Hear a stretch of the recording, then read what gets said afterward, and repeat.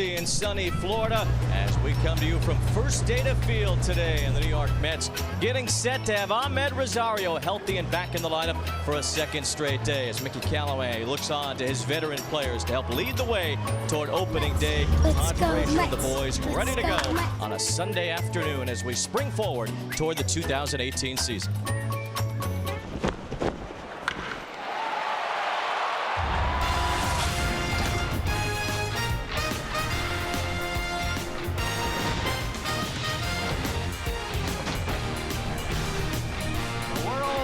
Of baseball.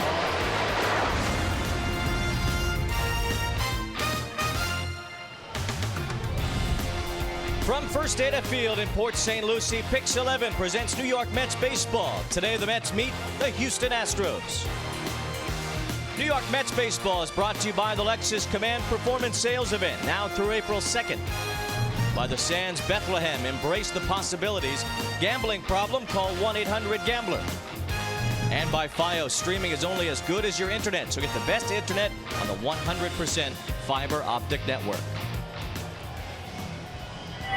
Alongside Keith Hernandez, I'm Wayne Randazzo in today for Gary Cohen. And Keith, we will see the spring debut of Jacob deGrom here today. Well, he's had back issues. He's missed a couple starts here, but there's a lot of spring left.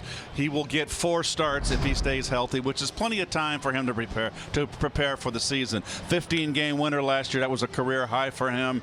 He was penciled in to be the opening day pitcher, but was kind of set back with this injury. It'll probably be Syndergaard, but these two guys are nice 1-2 punch to have. 2 aces at the top of your 5-man rotation. Yeah, it looks like deGrom will pitch in 3 Grapefruit League games. They'll mix him in toward the end before the team breaks for camp, and they're likely to pitch in that opening series if everything goes well. But things going well for Amed Rosario finally. He has overcome the knee, groin, hamstring issues that he had over the last week. Got back in the lineup yesterday. Well, if you're going to get injured in spring training, you want to get it done early, get it out of the way early, and they did take their time. They'd afford you to be able to take time to heal that injury and make sure he can go forward. But Rosario needs to play every day now. We're 2.5 weeks from opening day, just about.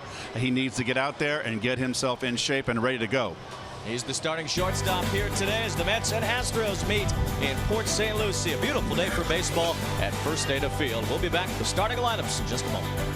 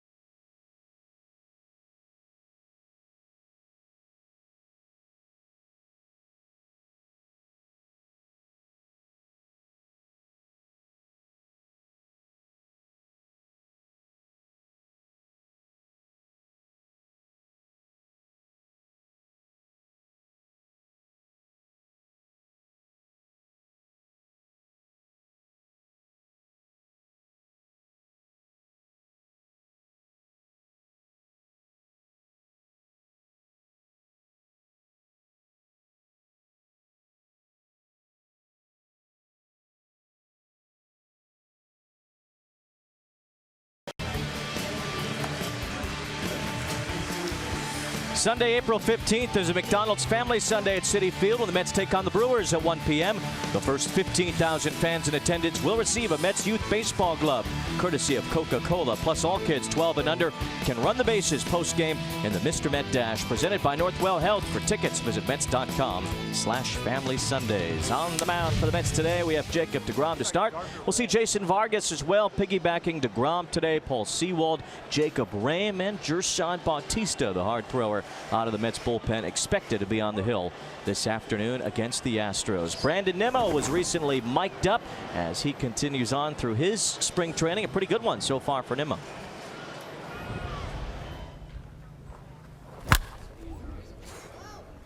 Just witnessed Brandon Nimmo history right there. Was that lefty on lefty home run? Oh, I've never hit a spring training home run. I think last year we really kind of found a way to simplify the swing to get power out of it. That's the first one ever, actually. So let's hope that means good things to come. Brandon Nimmo, smiley as usual, even during his batting practice hacks, as the Mets will have Nimmo in the lineup today. We'll give you the rest of the starters in just a few moments as the Mets and Astros get set to catch the waves here in Port St. Lucie.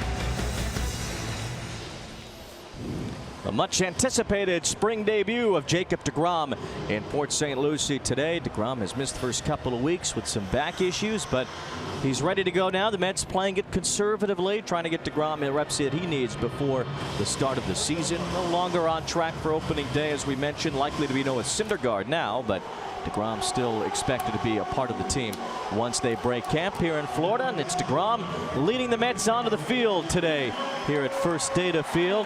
Maybe a future Met right there as Jacob deGrom sets out to the pitcher's mound, coming off his 15 wins in 2017, 239 strikeouts. New manager and a new pitching coach for deGrom to work with this year. Mickey Callaway and Dave Eiland leading the way, Keith. And Jacob deGrom, you see his numbers last year. Career high in wins.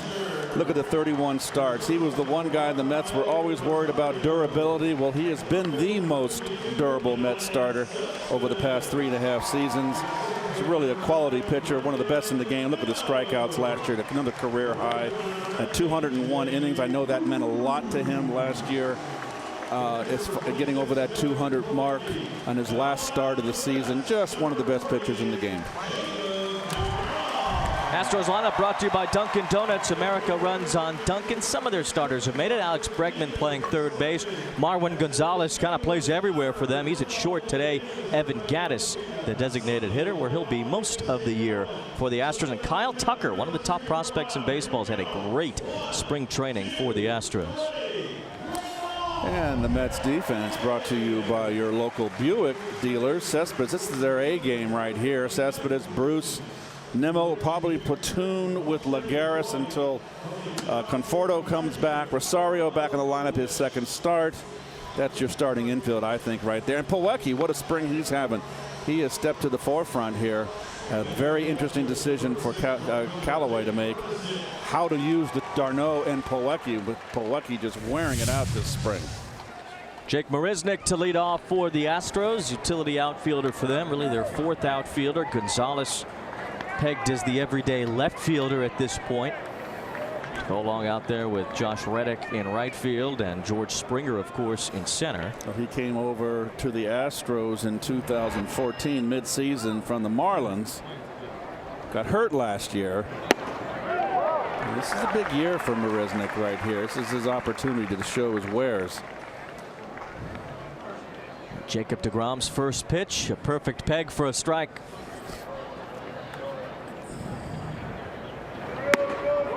There you go. 96. We'll take that. Free and easy. Yep. Well, he's got a beautiful motion. His body's in sync with his arm motion. It looks like I bet you he's just going to air it out this first inning. And good night, Jake Marisnick. 3 pitches. Have a seat. Well, one thing's for certain. There's a little paint right here. They wanted to go up, but he got it down on the outside corner, something that we've seen over the years. DeGrom can really paint that outside corner against right-hand hitters.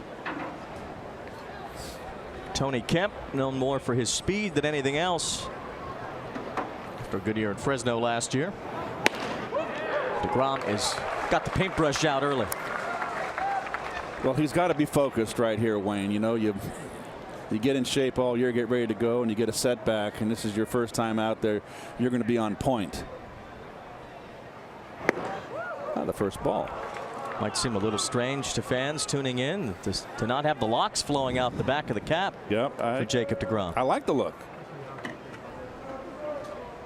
Mets pitchers known for their hair as much as anything else. But deGrom's going to keep it like this. This is it, the new look. Hey, you know what? When it's hot and humid, it's so much to take care of. It's a pain in the neck, trust me. I never had it as long as his.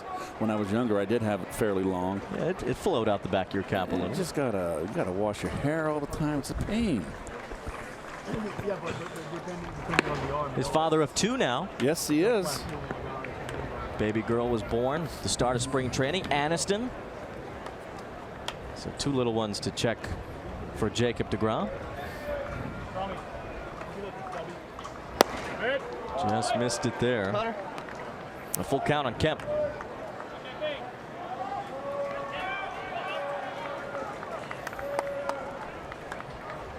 That's Gary DiSarcina, the bench coach on Mickey Callaway's left.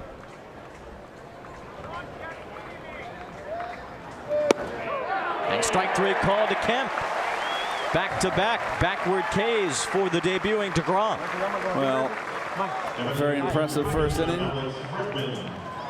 Velocity good. Might have got, well, you got a call there a little bit there. I might have been inside, but still his location is outstanding. Looks mid-season form. Mike Estabrook, the home plate umpire today, and Jacob deGrom. Doesn't seem like he has skipped a beat. Here's Alex Bregman. Bregman playing third base today. He is their starting third baseman. Had a nice postseason. Now you got up close and personal with these Astros last October. The world champion Astros. How about that? Has a nice ring to it. First time that's been said entering a season. The defending champions. Their first 2, 1980, they lost to the Phillies in a very exciting playoff back when there was just 2 divisions back then. Jimmy's up here too. Then, of course, they lost to us in '86. I saw Jimmy on. Yeah. Another great series. Another terrific series, and then they got their clock cleaned against the White Sox in the World Series. 2005 World Series. Yeah, they got swept, and then this one, and it was an exciting postseason. And congratulations to this Astro team, who was really built from the bottom up. Jacob deGrom nearly had a 3rd straight strikeout to start the inning, but Plawecki couldn't hang on to it. So Bregman gets another chance.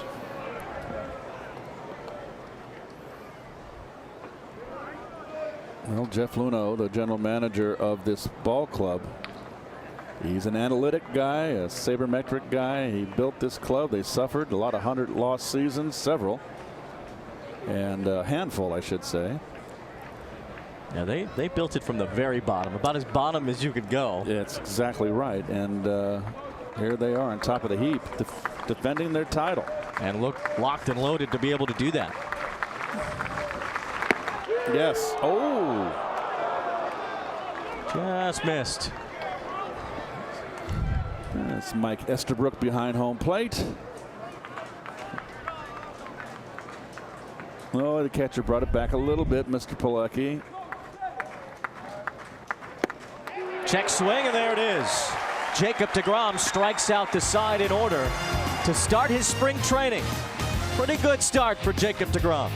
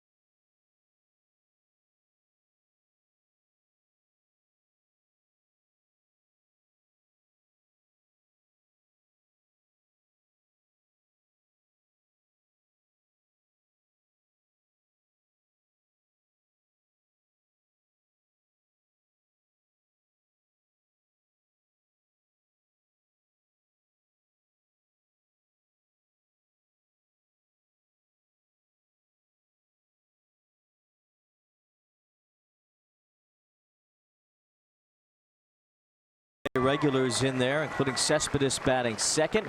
Adrian Gonzalez, pretty much the de facto opening day first baseman at this point. Easy to say that where Dom Smith is right now, that Gonzalez is going to be the guy. Kevin Plawecki behind the plate against Lance McCullers Jr. Well, Mr. McCullers, 24 years old, the son, junior as a matter of fact, son of Lance McCullers, who pitched for the Padres back in my day. Had that brilliant game coming in 4 innings of relief in that final game against the Yankees, throwing all breaking ball against the Yanks, and took them by surprise. 24 in a row to end the ALCS. 4 scoreless innings with 1 hit allowed as Cespedes caught that ball in the on-deck circle off the bat of Lugares to start the day. Hard thrower, McCullers, like his dad. Good hard breaking ball. Lance Sr. had a blood clot that derailed his career. I faced him a few times for the Pods. A 400 hitter against him. Was I? I didn't face him that much. 4 for 10. 4 for 10? Okay. Well, I'll take it. And we'll bring you the Astro defense, brought to you by Toyota. Let's go places in a Toyota car, folks. Marisnik in right. Marwin Gonzalez at shortstop. He's Mr. Utility. He plays a lot of positions, a lot like the Dodgers' TK Hernandez, he had a terrific year last year.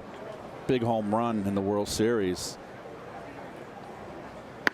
Lagares couldn't catch up to the fastball. 96 from the curveball dependent Lance McCullers Jr. What's going on here? Come on, a little offense. I haven't seen that much of an elevation in Lagares' swing. I know that he worked in the offseason to get that term, but I just want to bite my tongue, but I'll spit it out, folks. Launch angle. You okay? Yes. It's humid today, isn't it? It's muggy, yeah. Some rain last night. Really rained most of the day yesterday. They said it might rain again later today. Looks good now, though. Here's Cespedes. See if somebody can put the ball in play. 4 batters. They've all struck out so far. Jacob deGrom fanned all 3 he faced in the first inning. 2 looking. We're still in the DH mode here in spring training. And I know that you want to see extra players, gives you an extra guy in the lineup that the manager wants to look at. But by the same token, you're getting pitchers that need to practice bunting and game situation. They can practice bunting all they want in the cage, but there's no substitute to getting up in a game and having to get a bunt down and get your at-bats. And the Mets have good hitting pitchers.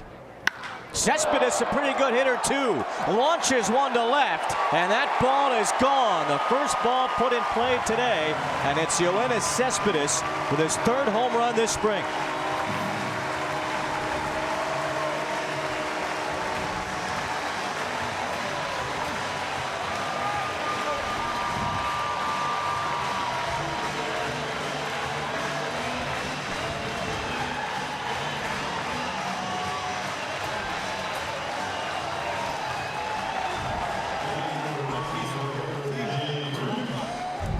Fastball, just jumped on it, down and in, and got it.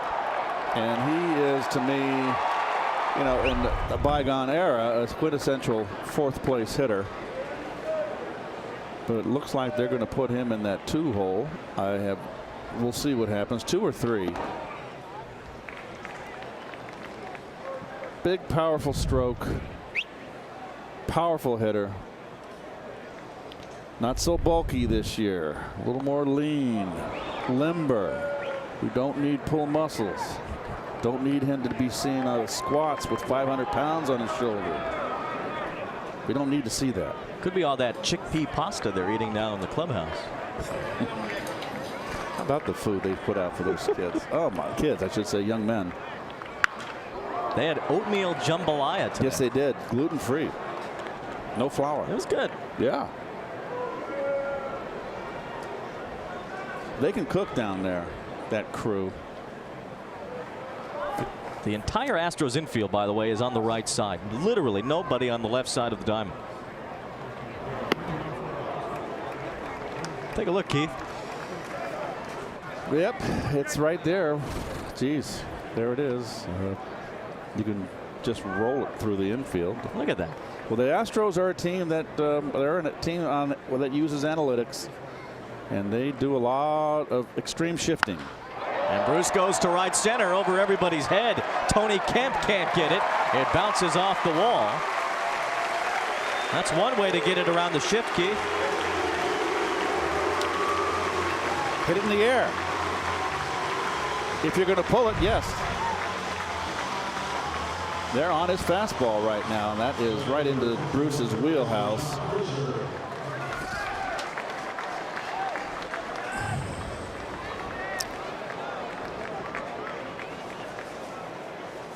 Nothing wrong with that swing. Well, McCullers, who uses his curveball as his primary pitch, getting beat with his fastball early on. Here's Frazier. He goes after the fastball, but pops it up. That's the second baseman, Tyler White, in shallow left center, making the catch on Frazier. 2 down. Well, as you can see with Adrian Gonzalez stepping up to the plate, that this is a veteran offense. You know, normally the Mets come to spring training and they're set with their pitching, and there's more than a 1 or 2 or 3 spots on the everyday lineup that's competitive, but this year the Mets, I think, are pretty set as far as their everyday players are concerned. And this is a veteran club, and the Mets are saying, okay, if we can get the pitching we think we have, we can get to the postseason. Well, here's the veteran first baseman, Adrian Gonzalez, brought over to at least hold down the fort. But so far, Keith, we haven't seen much of Dominic Smith in camp.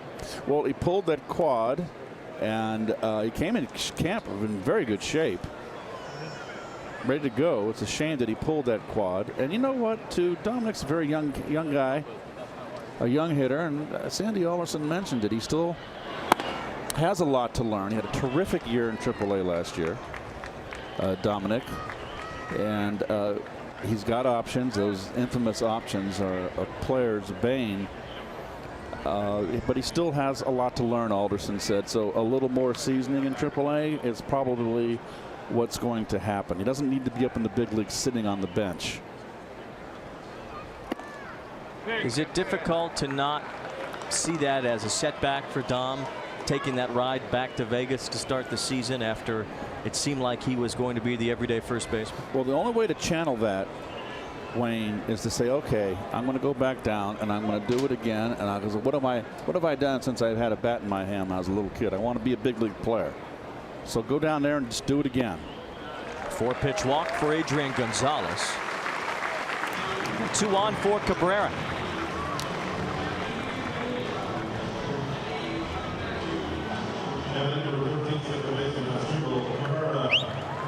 Cabrera at this point, Keith, has to feel good that the option got picked up and that he didn't have to go swim in that free agency pool. And, you know, he played such a terrific third base, so it gives Mickey Callaway, the Met manager, more versatility on the infield. You got Jose Reyes that can play 3 positions on the infield. You got Flores, that Wilmer, that can play 3 positions on the infield. Maybe a shortstop on an emergency. And Cabrera. It's a lot of versatility. Some emergency to have Flores play short over Rosario, Reyes, and Cabrera at this point. I can't get into that. Look at those kicks. I still think the uniform, you know, you have colors. Yeah. And you should be uniform. No pun intended. No neon shoes in your Cardinal days. It's all red, right? Well, we had black shoes when I first came up, and then Brooks Shoes came in. They were the first shoe company that came in. They were giving shoes away. I'll never forget, and I'll get into this story if we can get past. They were the first company to come in to give away shoes, and they were just trying to get started. They weren't the greatest of shoes, but they were for free. And at that stage in my career, I wasn't about to get a shoe contract. And they were the first ones that had red, and they did the colors for the teams. And that's where it started, outside of the Oakland A's with the white shoes, of course. Of course. In the 70s. I still wear those sometimes. Cabrera chops one foul to stay alive on that McCullers curveball, a pitch he threw 47% of the time in 2017. It was by far and away the most curveball dependent pitcher in baseball. Even Rich Hill, a guy you think of as a curveball specialist, only threw his 39% of the time. I say only in comparison to what McCullers did. Ask the Yankees about that curveball. Well, I think he just caught him by surprise. That was so out of the ordinary. And he was able to get it over. Foul ball. Innings. Oh, no, it's not. Strike 3. Yeah, the umpire put his arms up as if it were a foul ball, but it does end the inning. McCullers gave up a homer to Cespedes, and the Mets have the lead.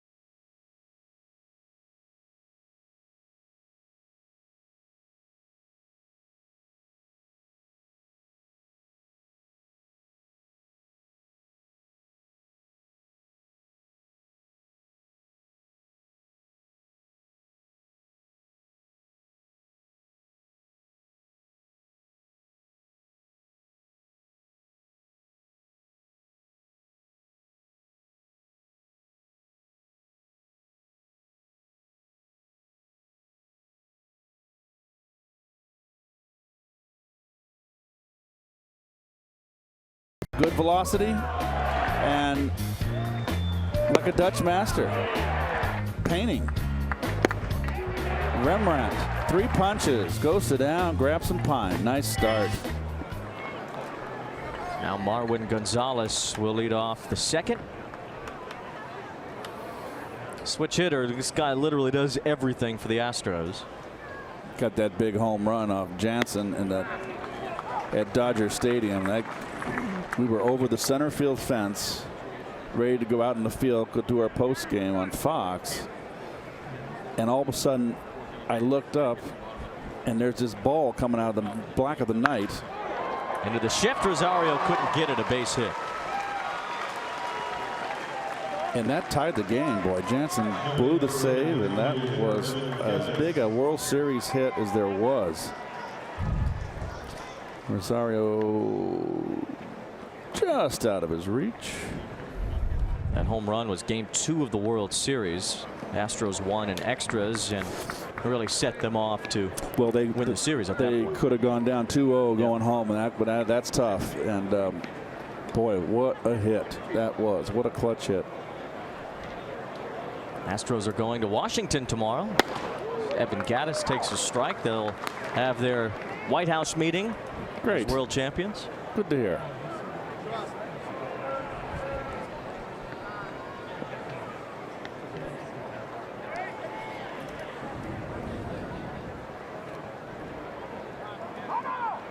Timeout was called, it sounded like, by Mike Estabrook, so that pitch won't count as Gattis backed out. Gattis, of course, a former Brave, not known for his defense, can play first base, can catch mainly.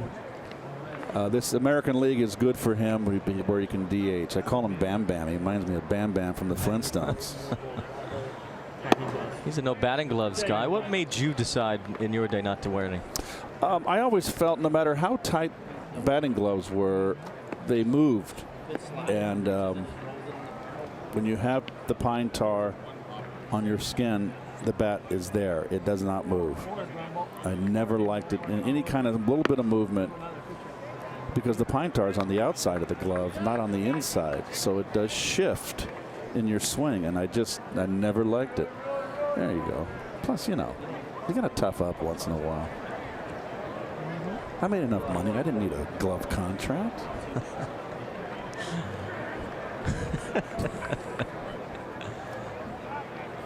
DeGrom with his first throw to first of the spring, something the Mets pitchers have been working on, getting a chance to see him do so. Your phone off, by the way? It's off. Yep, it's off. You were viral the other day with 3 in a row. One was Ray Knight. Okay. Calling in regard to Rusty, who I might say is doing much better, folks. That's good. He's got a long road ahead of him, Big Orange, but he's doing much better. And I forget the other call was right after that, but they were all people calling that didn't know I was on, and the common denominator was they were calling to ask about Rusty.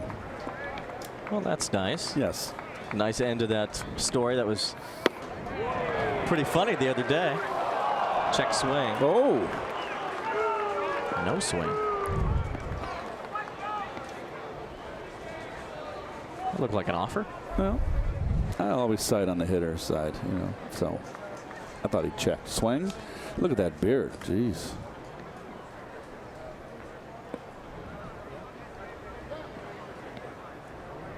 It's got to be hot under there. Oh. Runner goes on 3-2, but that's ball 4. And it didn't miss by much. So Mr. DeGrom has his first inning where he's got himself a little difficulty. He has always one, Wayne, that when he's in trouble, he doesn't, he knuckles under. He just gets, he digs in deep. So now the batter is A.J. Reed, who had a huge year at Fresno. Was a little bitter that he wasn't on the big league roster come September last season. Had 6 at-bats in the big leagues last year, 0 for 6 in 2 games. He's a big monster. You're right. 34 home runs, 104 RBIs. There you go, 146 strikeouts. There's kind of a spot open because Yuli Gurriel is going to be out until at least mid-April. Broken hamate bone for him. So first base kind of open for the Astros right now. Gonzalez could play there, but he's usually in the outfield. So that could mean Reed or Tyler White, who's on deck, or J.D. Davis getting a chance early on. 24 years old.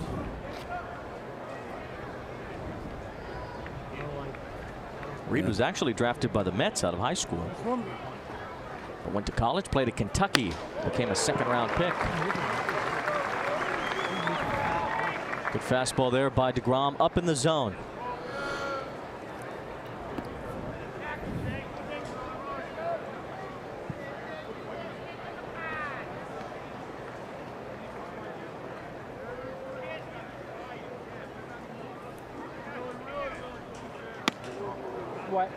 Back up, but too far inside. That's one thing pitchers, Keith, want to do more is throw those high fastballs to get those hitters' swing paths to be a lot different. The low ball has become such a home run swing for a lot of hitters throughout baseball. We saw Cespedes do it earlier. It's the launch angle is going to make you vulnerable upstairs.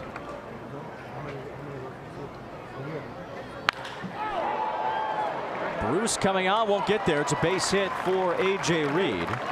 So the Astros have gone station to station so far in the second. A single, a walk, and a single to load the bases. Well, 3-1 count, hitters count, looking fastball, gets it. Left it over the middle of the plate. I really think in today's game, with so much the small ballparks and the players so much bigger, I mean, I understand why they're teaching the launch angle. I just wouldn't be all in on the launch angle every pitch. But to me, to counter that and make it even is just start calling the strikes as it states in the rule book. Letters and knees is a strike. And let it be known to the hitters, hey, we are calling the high strike. So you don't want to hear any moaning and groaning at the plate. This is a strike. Read the rule book. And I think that would even things out and help the pitchers out a little bit. Everything's so much in favor of the hitter today. We're seeing Jacob DeGrom not as sharp in the strike zone here in the second inning. Well, I think a little bit of a letdown. You know, it was on point that first inning. 3 up, 3 down, 3 strikeouts. Maybe a little bit of a letdown, and now just kind of settling in and a little bit of trouble. High fly ball off the bat of Tyler White. Cespedes backs up for it and tracks it down finally on the warning track. All the runners advance a base, and the Astros tie the game on a sac fly.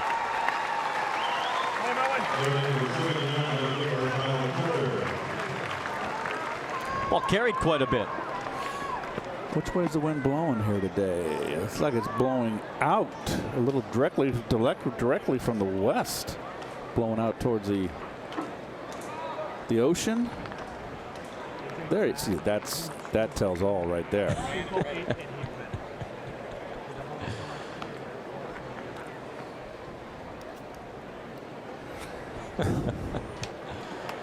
That would be in Stratomatic right there, a fly ball A. A would be all runners advance, 1 base. I don't see that too much on it with the bases loaded. Then you get 3 bases out of a fly ball.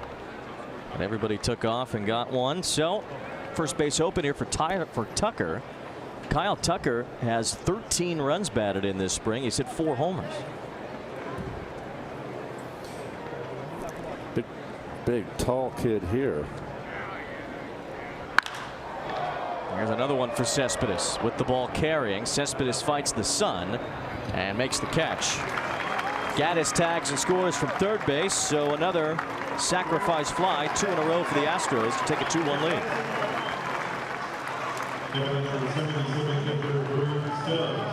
Well, this is the little things that the Astros do and why they are world champions. They are a team that plays very solid fundamental baseball. There's Dave Island on the left, the new pitching coach. This inning, DeGrom a little bit up with his pitches, but it's his first time out here. getting the kinks out. Garrett Stubbs, the batter, former Johnny Bench Award winner at USC. Tough time at the plate last year after a good 2016. A small catcher, that's kind of in vogue these days. Athletic. Ooh. DeGrom fields his position for the first time and gets out of the inning. Some early trouble results in a couple of runs for the Astros. They lead after an inning and a half.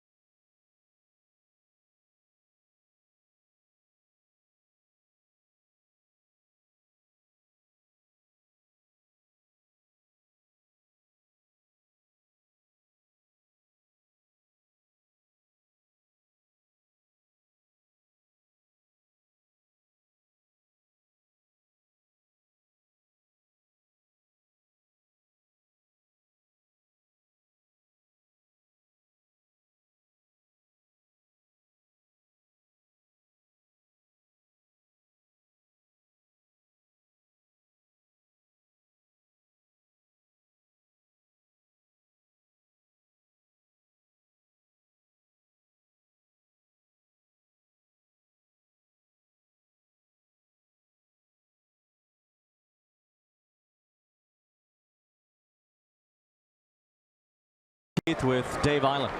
Well, this is Ronnie's field here, and you can see a little bit of a fundamentals here on the motion.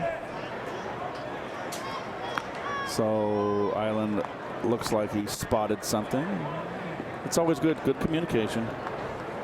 What's that like mid-career to go through a coaching change or a managerial change, but especially a coaching change at your position? Well, I think it's more so with pitchers. I really feel the most important coach on the staff, outside the manager, is the pitching coach. I found that more hitting coaches hurt hitters more than helped them. They get too much information. But a pitching coach is critical. And, you know, each pitching coach brings something new to the plate, to the table. You might pick up something from a new pitching coach that the other pitching coach, you didn't have it with him. Not everybody can have it all, and so it's just a wealth of information. As far as the player is concerned, you just go out there and pitch. I mean, there are basics to the motion, and you work within yourself. But this is a sea change for the Mets as far as the coaching staff is concerned. Trying to get a new there we go. We'll show it to you right now. Rookie manager Mickey Callaway, one of many. And DeSarcina has been around a long time in the American League. Former Angel. Pat Rossler moved up from assistant to hitting coach. Island comes over, veteran pitching coach. They're trying to change the culture too, I think, which I like. Wayne, is just like put up or shut up, basically. Get out there and do it. No excuses, no pampering. And I like that. You're professional athletes. Get the job done. Nemo chasing the slider from the colors.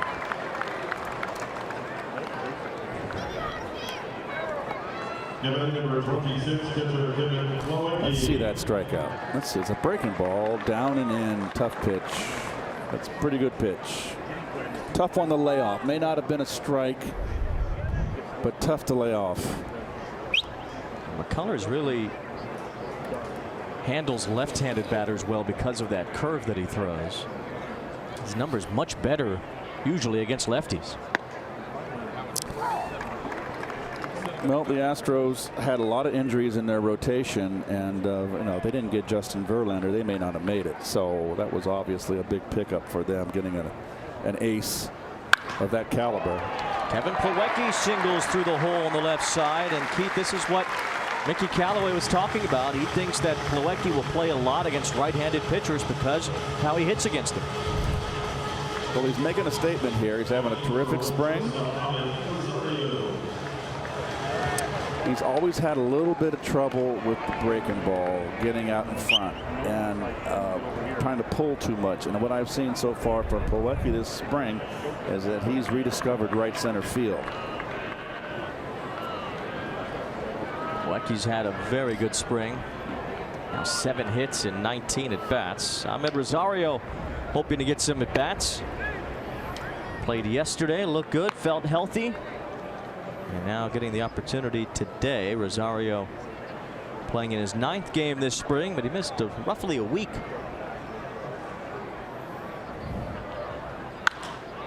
It goes the other way, but Marisnik takes care of that. 2 outs.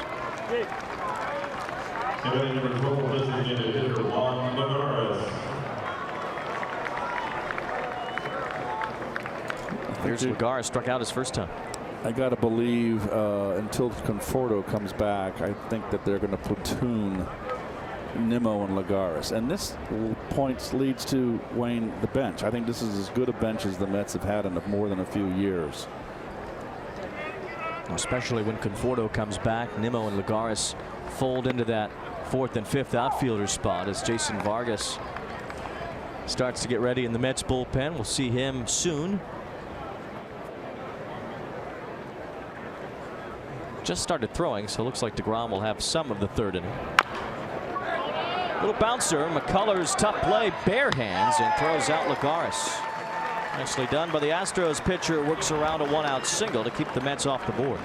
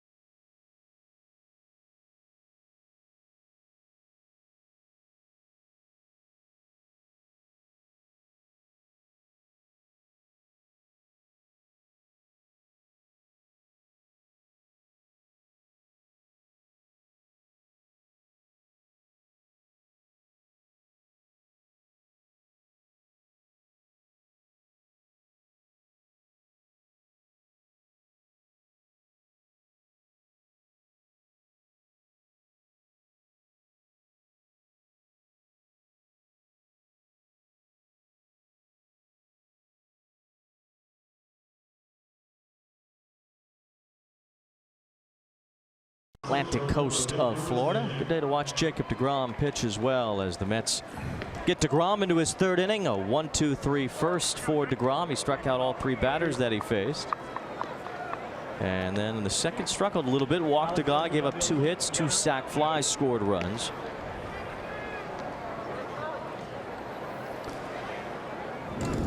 Oh gosh, Wayne, our coffee's here. Oh, sweet. Why not? I know that daylight savings, that hour. Oh, I forgot. I woke up and I looked at the clock. I looked at my cell phone clock, obviously, which was automatic, and I said, 9 o'clock. That can't be. And then, of course, I realized it's spring forward, and here it is. Looks good. I do an almond milk latte. Ooh. Sweet. Wow. Is that hot? That hot coffee? Oh yeah, I like hot. I don't like iced coffee. Okay. Don't. It's 84 degrees. That doesn't bother you? It doesn't. Nah. Doesn't make you warmer? Oh, it makes me want to get in the cage and take a couple swings.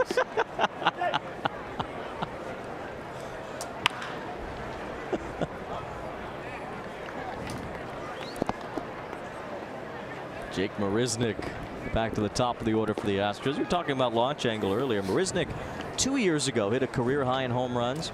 And he said it kind of messed up his swing. He didn't like the fact that he was hitting more home runs. Well, it's a radical change. It makes you an uppercutter. You know, I grew up, you were taught not to uppercut. And I mean, you look at Bellinger of the Dodgers and that big launch angle, and evidently he went on a weight program in the offseason. He put on around 20 pounds, evidently, what I read in the paper. And of course, the Rookie of the Year, home run hitter. Now, with a guy like him, it's a good pitch right there, strike 3. I don't mind a guy like Bellinger who's a power hitter. And here's the pitch. Oh, he beat him, threw it right by him. That's we screaming at the bench, dial it up a notch, or that train left the station a long time ago. But Bellinger is a power hitter, so I can see that. But he got into that good pitching in the World Series, and they ate him up upstairs. And he did not make the adjustment until around the 5th or 6th game where he started leveling off in that high pitch. So you got to pick your spots.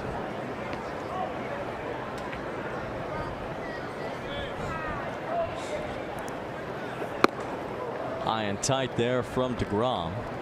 I remember Willie Stargell telling me a long time ago. Willie, of course, one of the quintessential power hitters, cleanup hitters of my generation, a little before me too. And what he did in his BP rounds. Kemp late on the fastball. And everybody forgets Stargell hit 300 too for more than a few seasons, and he hit 40+ home runs. And he said he would work to, he's a left-hand hitter, he'd work to left field the first round like I did, just like me, center to left. And then he told me what I never did, was he said when you got into those last 3 rounds, when it was 3 pitches, not swings, 3 pitches, two pitches, 1 pitch, that's when he said, okay, we're down, our team needs a home run. And that's when he would hit launch angle and try to hit a home run, so he wouldn't get into bad habits of uppercutting. You guys trade the MVP back and forth every year. He gets a year, you get a year. No, we will bring it together. It'll be in memoriam, and they won't.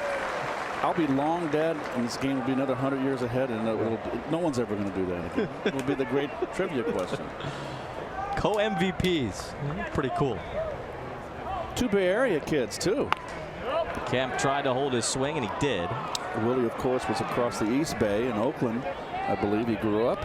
I know he's a Bay Area guy, and I grew up on the west side of the Bay in Pacifica.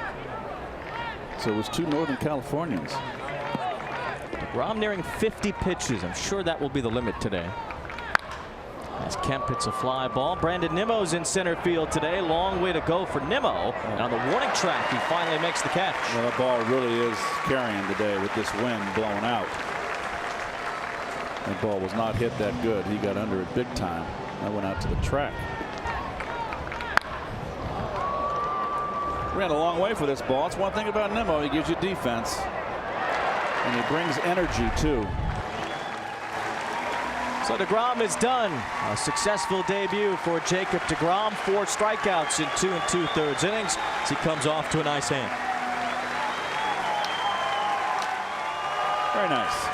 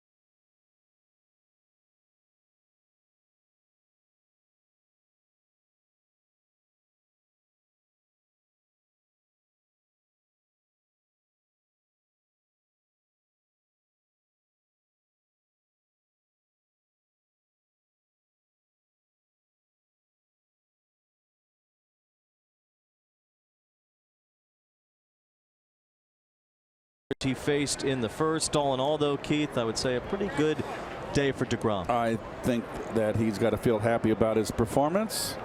Something to build on. Paul Sewald last year, 57 games. Had a little bit of a tough stretch down the last month of the season. But he's a guy that comes after hitters. Hard fastball, hard slider. He'll throw just one pitch here in the top of the third. Might be his only pitch of the day as Alex Bregman flies out to Nimmo. And between DeGrom and Sewald, a 1-2-3 top of the third.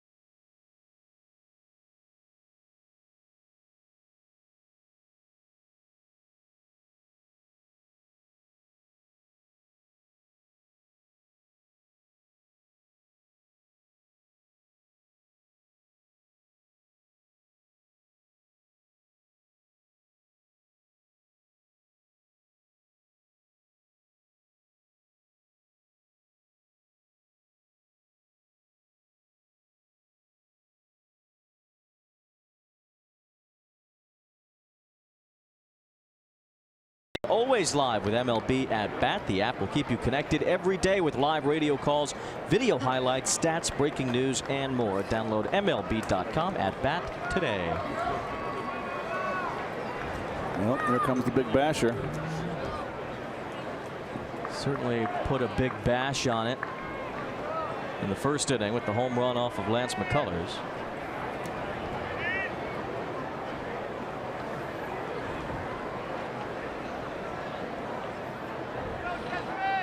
Three home runs this spring for Cespedes.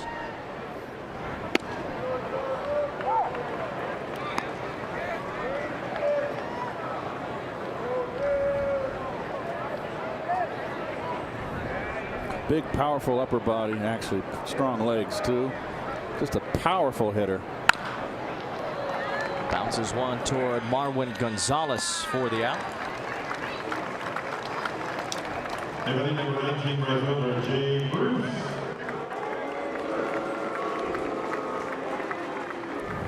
Now Jay Bruce, the batter, faced four infielders on the right side earlier. It looks like the Astros are going right back to it. He doubled over everybody's head into the gap in right center.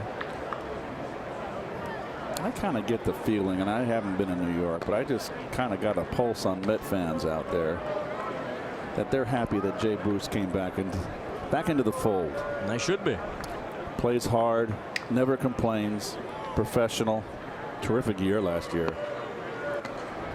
And really a needed voice in that clubhouse from a veteran standpoint. You know, David Wright's presence is still around, but doesn't have quite the same impact as it did without him playing every day.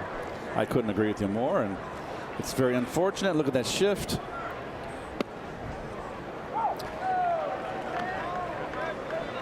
There you go. Jay went over. Didn't hit for the average for the Indians, but certainly hit with power and drove in runs. Had a couple of homers in the division series for them. He was part of their 22-game win streak. Had a big walk-off hit near the end of it. They had some exciting wins last year to keep that streak alive, the Indians. And they're going to be without Chief Wahoo going into this season. Probably forever. Chief Wahoo's days are done.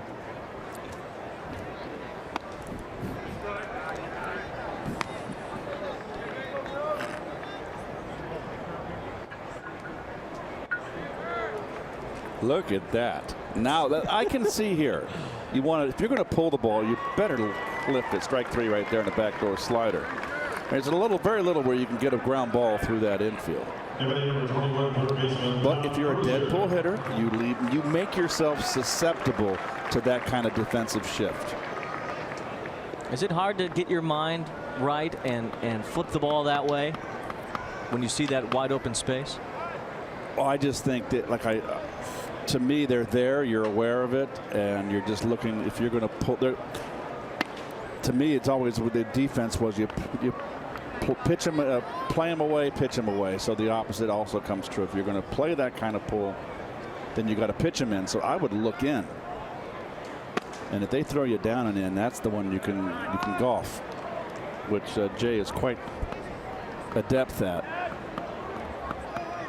They'd put all 4 guys over there for Frazier if they didn't need the first baseman nearby.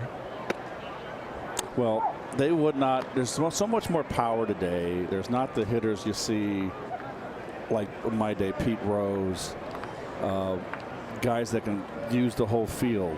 They wouldn't be able to shift off, even me. I mean, if they left that left side of the infield open for me, I'd have had 400. So obviously the analytics would have said we can't do that. They'd have had your book. Yes, they would have, but I'd have been one step ahead of them. There is a human element still in this game. Well, you'd have been a tough guy to defend. I mean, you could hit to all fields. The only thing I'd do to defend me would be I would play off the lines.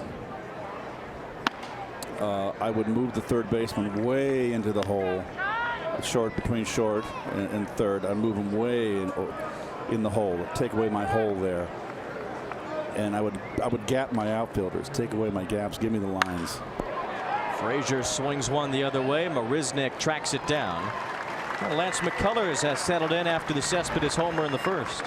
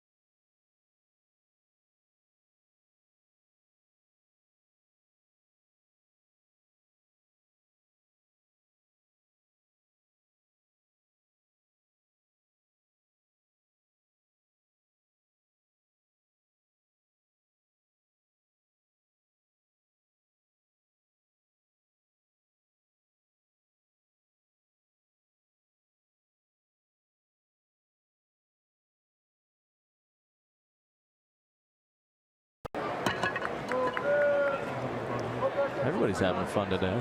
Staying warm? Staying cool, rather. It is warm. I don't know about that sombrero.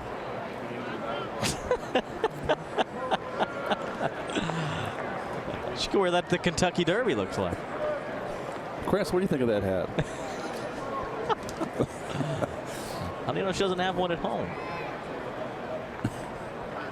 Chris is our stage manager up here. Hatless, Marlon Gonzalez starts the fourth against new pitcher Jason Vargas. Late pickup for the Mets to kind of add a little depth to the starting rotation. He is going to be one of the starting 5. 18-game winner last year. first full season off Tommy John. He had a real tough July, August. He was 10-2 in July and wound up 18-10. He made the All-Star team with those first half numbers. Got himself a nice, hey, $8 million. You know how much you can sock away on that? What do you need to live on? Really, what do you need? You can sock away 90% of that and just put it in the bank for a rainy day. And he got 2 years of it. Exactly. Some guys only getting 1-year deals. Lance Lynn got a 1-year deal yesterday. Who did he sign with? I forgot. Minnesota. Oh, oof. That'll help Minnesota. Sure will. Absolutely. Twins have had a good offseason coming off their appearance in the wild card game last year. So another late signee. A little tapper over the mound. Cabrera with the bare hand throw to first. Very nice. Cabrera is a solid major league player.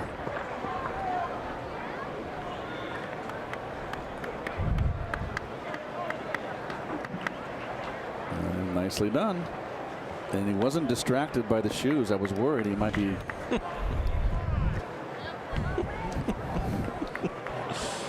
That should be a better defensive team this year. Yes. Much better at shortstop with Rosario, and I am a firm believer that you got to be strong up the middle to win. Yeah. So, I mean, Cabrera's lost a step. He hasn't got the range. Certainly, Adrian Gonzalez hasn't got the range. He's lost more than a few steps. But you got to upgrade at third base and Todd Frazier.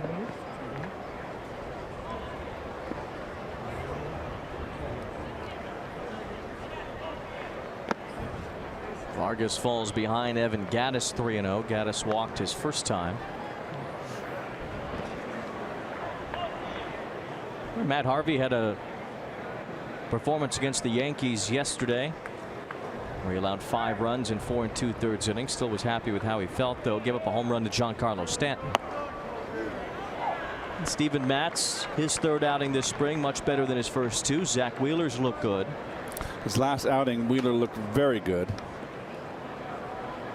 Wheeler due to pitch again on Tuesday. Mets will have a split squad. Off tomorrow, an off day in spring training. As Gattis walks for the second time today.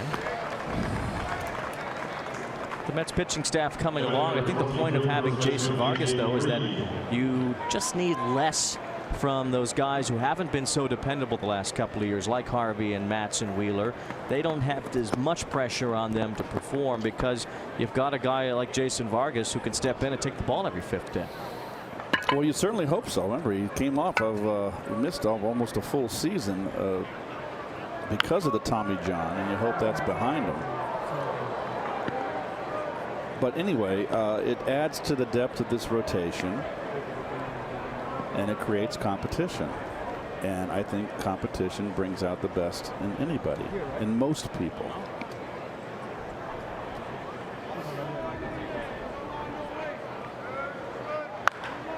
Ripped past Gonzalez into right field.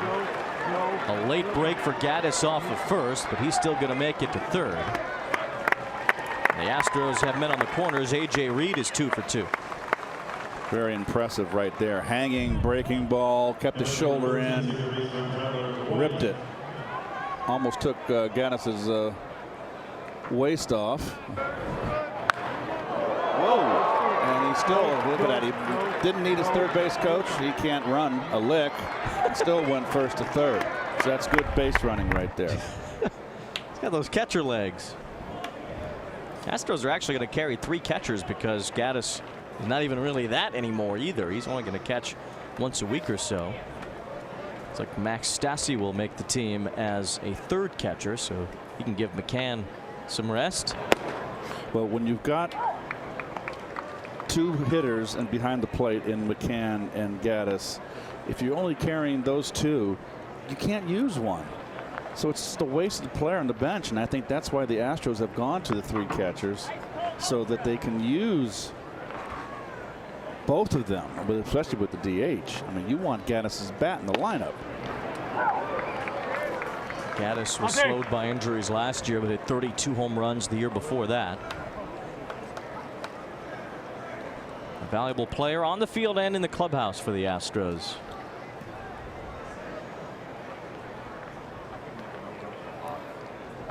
Was he a custodian or something for a while? Yeah, he was out of the game. He was out of a home at some point. He had a tough time on his journey to the major leagues. Battled addiction. He was homeless for a while. Living in a car. He's got quite a story. It's a feel-good story, that's for sure. Perseverance.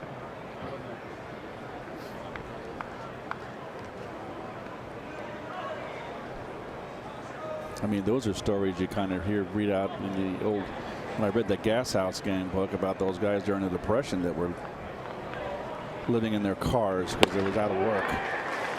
Nice pitch there by Vargas to set down Tyler White.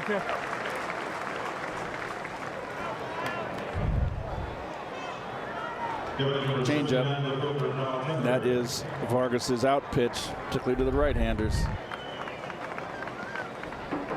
Kyle Tucker, a sac fly his first time. I mentioned Cody Bellinger earlier. This guy kind of in that same mold. Big tall kid. One hopper right to Adrian Gonzalez. Tucker barely left the batter's box as the side is retired. Couple of base runners, but Jason Vargas works out of it.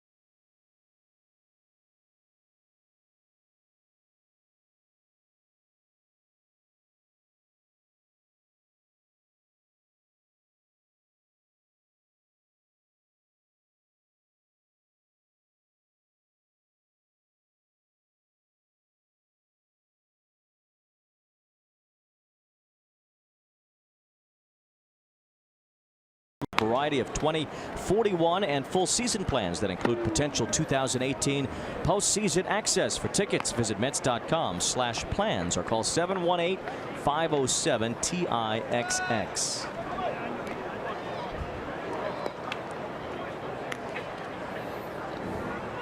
Beautiful spring day in Port St. Lucie. Mets got a run in the first on a Cespedes homer. Jacob deGrom debuted. Struck out 4, including the first 3 batters that he faced. Allowed a couple of runs in the second. And it's Adrian Gonzalez to start the bottom of the 4th against McCullers.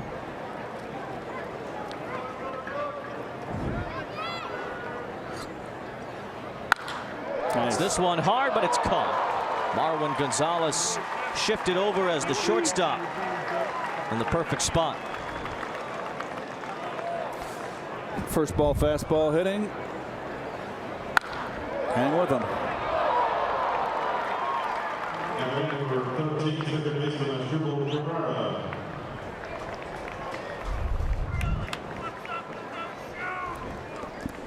Asdrubal Cabrera struck out his first time. Big shift for Cabrera also. Only Bregman, the third baseman, on the left side of the infield, playing on the grass because Cabrera can bunt. Astros shift a lot. So do you realize all the extra ground balls that you have to take and double plays that you have to learn to turn on the infield? Because it's so abnormal. If you look at the positioning, if ground balls, if it says they're running on first, now the shortstop's back. But there's a lot of different things going on now that are different than, oh, bad hop. That one ate up A.J. Reed at first. Well, you didn't get in front of it. You played it off to the side, and that's what happens when you play it off to the side. You got plenty of routine ground ball, get in front. Ball comes up, hits you in the chest. Ball bounces in front, you still got the out. But he played it like the Matador. Little Olay. Runner on first.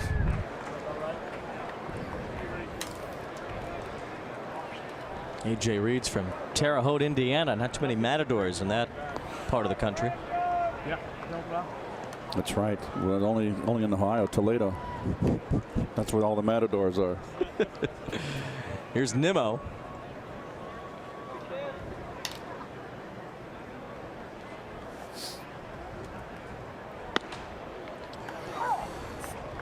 Brandon with a strikeout his first at bat on a nasty down and in breaking ball.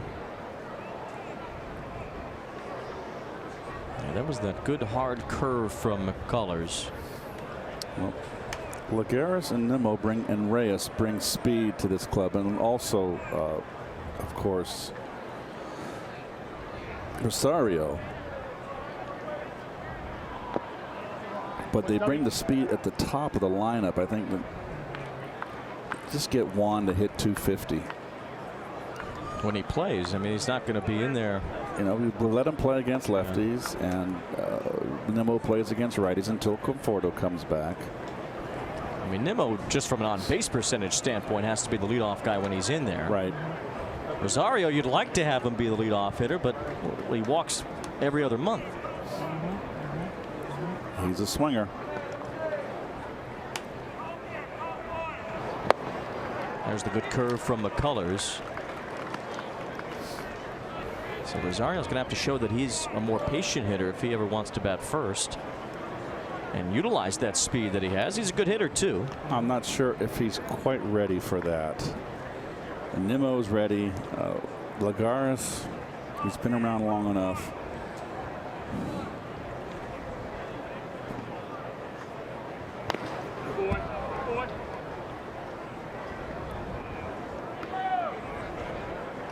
There's Lagares in the lineup as the DH today. Unusual spot for him. Nimmo's the center fielder this afternoon. No questioning Lagares' work ethic. I mean, this guy tries hard to be a better player every day. Agreed. He hustles. He's a hustler.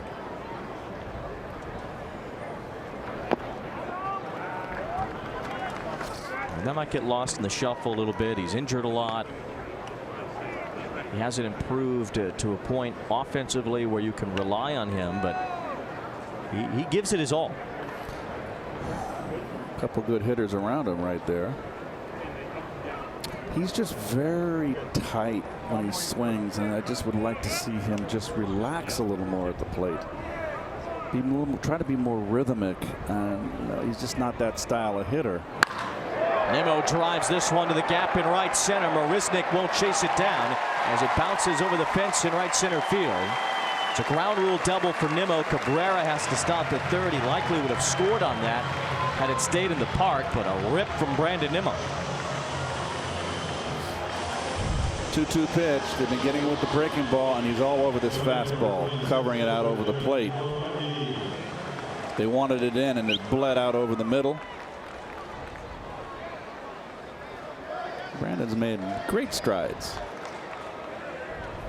Good job by him too in that at bat that he laid off a couple of curveballs that most people would have swung at. Made McCullers bring the fastball.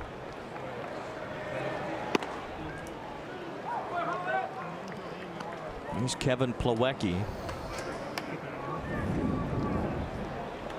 There was a position battle between Plawecki and d'Arnaud.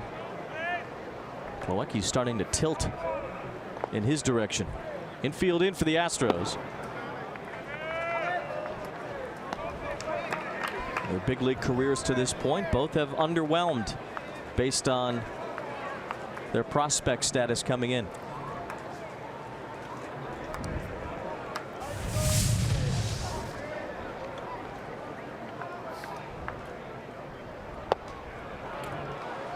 Plawecki feels like he turned a corner last year, getting the opportunity to play every day in Vegas. You mentioned that earlier as McCurry throws in the Astros bullpen, but a guy who got sent back and put the work in to get better.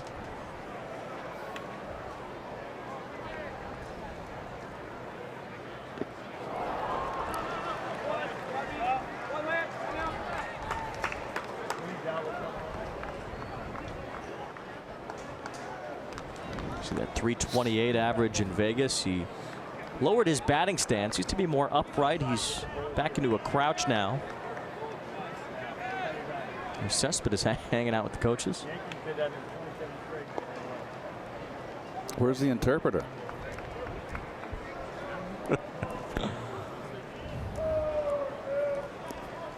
Oh, Swing good and pitch. miss by Plawecki. Fastball with a lot of sink to it from McCullers. Well, set up with the breaking ball that he fished for the breaking ball the pitch prior, and he came right back with that. That might have been a changeup. It's a lot of sink there. A.J. Hinch is out as Lance McCullers' afternoon will come to an end, it looks like, at 60 pitches. Brendan McCurry will be the new hurler for Houston when we come back.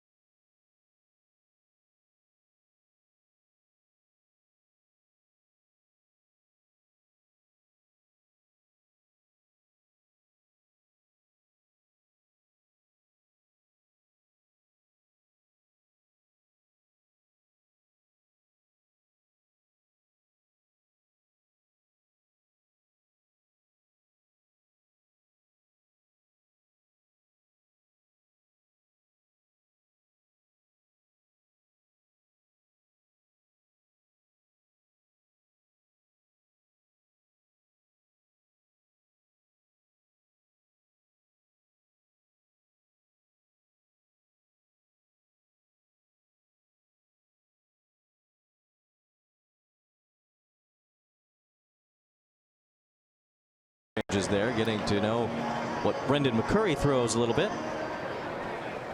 Yoenis Cespedes came over for a quick word too. So it's all curveball, curveball, curveball. There's too much information. Fatherly hand on the shoulder from Cespedes. There's the curveball from McCurry. Should have listened. Well,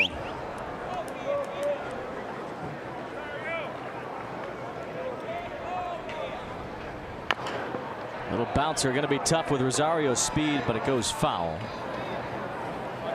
2 quick strikes. Rosario played yesterday and also did his post-game interviews with the media in English. good. First time he's done that, trying to I like it. progress his English speaking, thanks to Jose Reyes telling him that it would be helpful if he did so. Brendan McCurry, a AAA last year. Nothing really to write home about. Very pedestrian. Had a good spring, 9 strikeouts in 6 2/3 innings. Rosario gets the curveball and hits it up in the left center, but Kyle Tucker makes the catch and the side retired. Mets threaten but don't score in the 4th.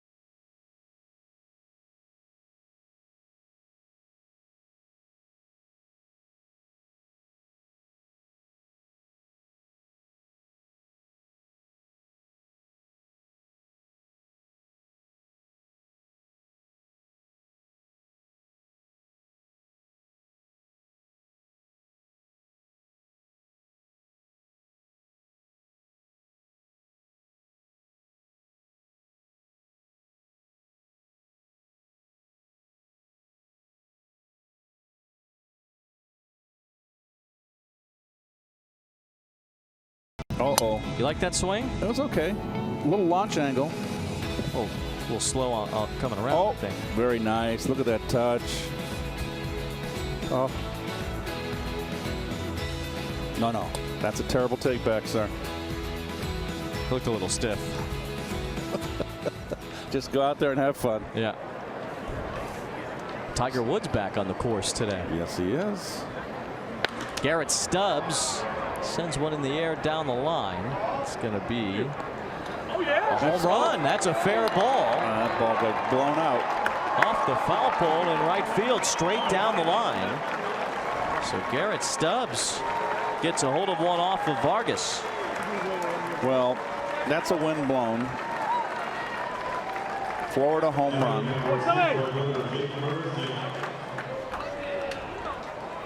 Goes down to his knee. Stubbs only hit 4 home runs last year. This is going to be foul at first and Well, bounced right off the pole. that's 338 down that right field line, both lines. Oh, tough. Frazier gets Heaton up at third. Well, there's another case. I know that ball was hit a little harder. I know it's spring training. You're a veteran. You have a chance to get in front of that ball. You did not.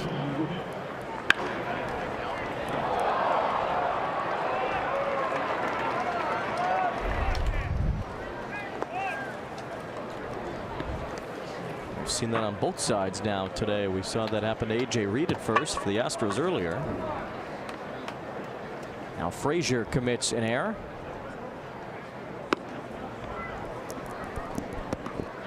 Tony Kemp is 0 for 2, flied out his last time.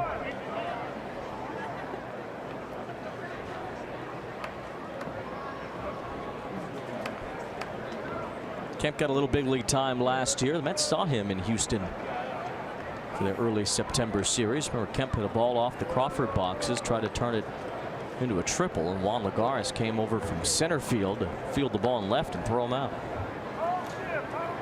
You have a good memory. Yeah, it's okay. Right back to Vargas. Could be a double play. Rosario fires to first for 2.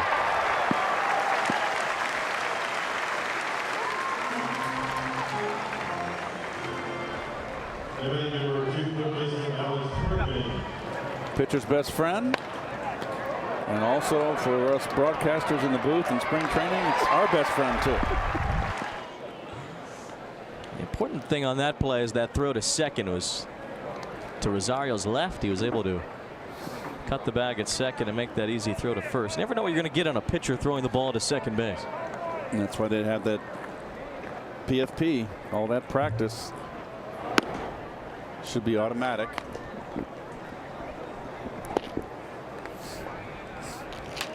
Oh, back in the salt mines. A little minor league game going on back there, looks like. Some kind of practice. It's a little inter squad game. Minor league games will get started here in the next week. Well, once again, got the barrel on it, but he got under it. He's certainly trying to lift, that's for sure. Going down the knee, much like Jim Thome. Going to Cooperstown. Congratulations, well deserved. Good man. Gentleman Jim Thome. Part of the big class going into the Hall of Fame this year. Vladimir Guerrero.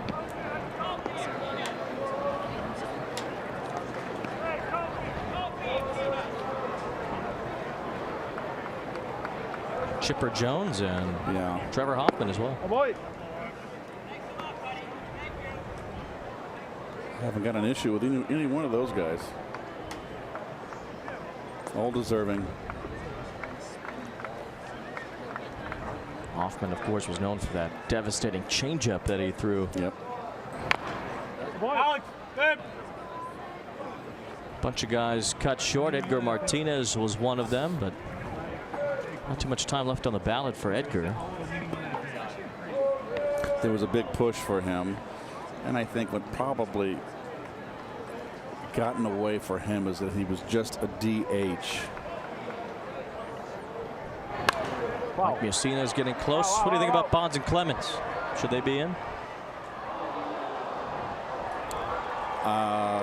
There's got to be a special wing for people that were bad to get in the Hall of Fame. Okay, with an asterisk if it happens.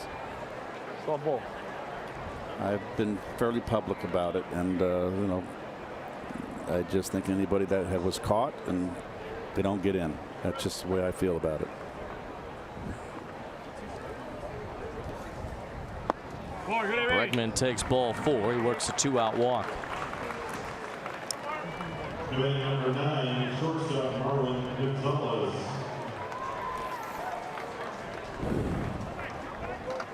Fred McGriff and Larry Walker, a couple of guys who are getting. Fred was a pretty doggone good player.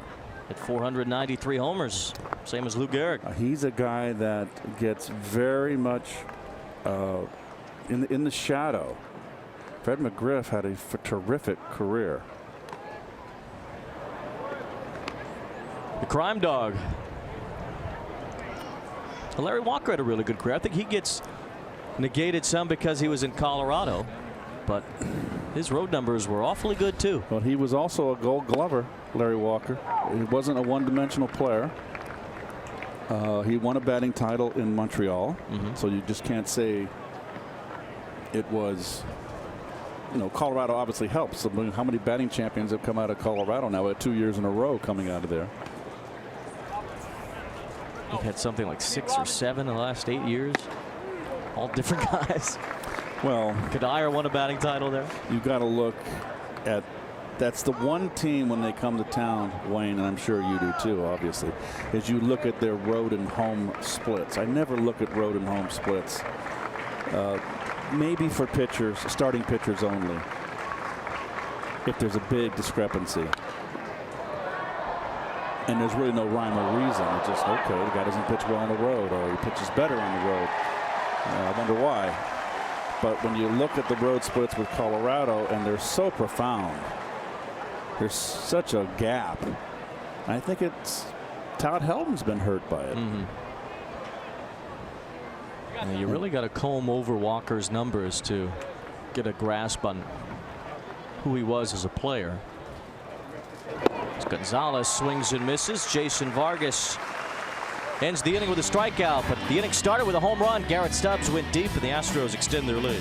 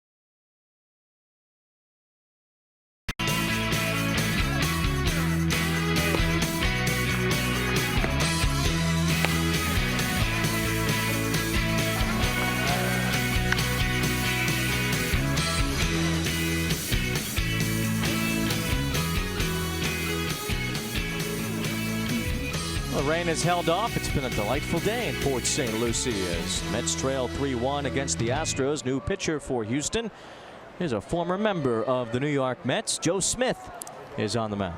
34 years old now. I remember Joe, the submariner, when he came up with the baby face, and now he's a seasoned veteran. As part of the Indian stretch run last year, they acquired him at the trade deadline from Toronto.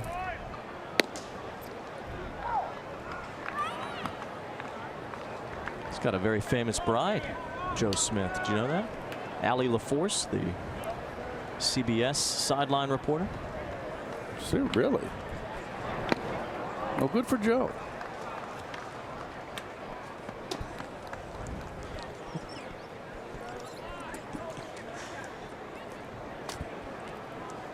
Rubber-armed right-hander. He appeared in 82 games for the Mets back in 2008.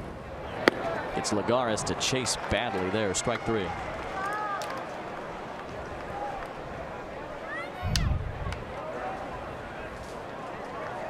Not much of emotion at all. Very compact, and there it's just all about the submarine. Gets one to chase. I have to say he's the orange submarine. He is now.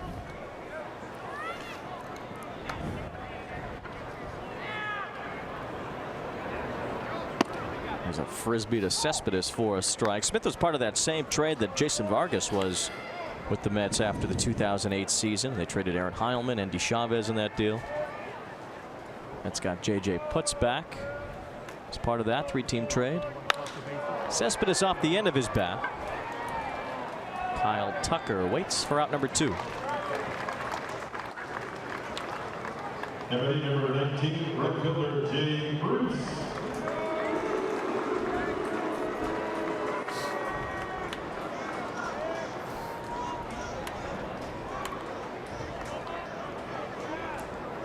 Here's Jay Bruce, teammates with Joe Smith as part of the Indians last year.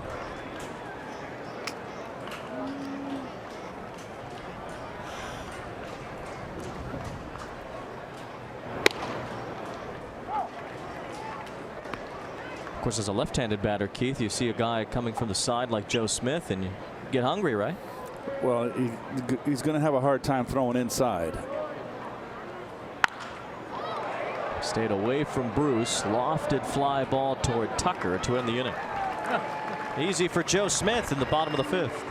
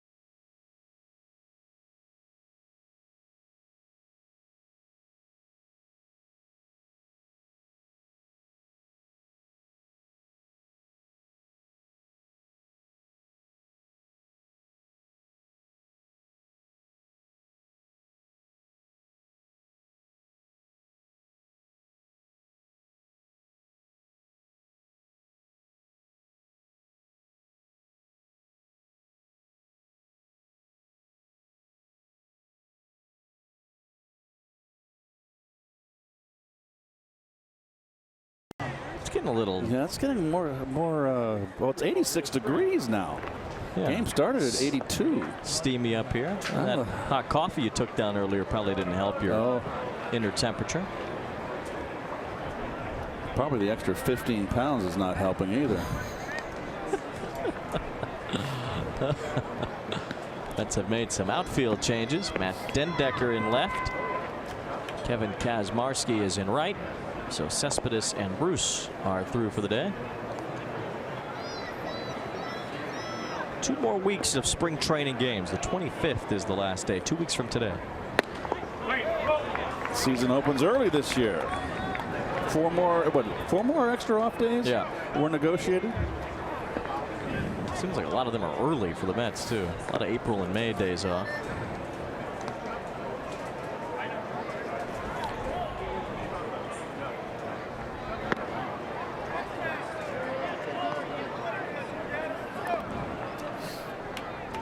Luis Guillorme has entered the game at shortstop, so Rosario is also finished for the afternoon.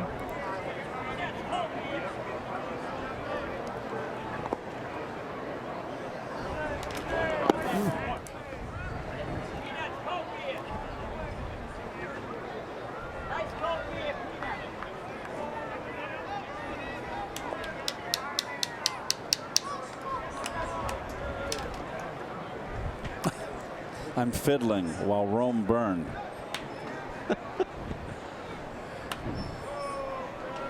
There you go. That's what I like to see.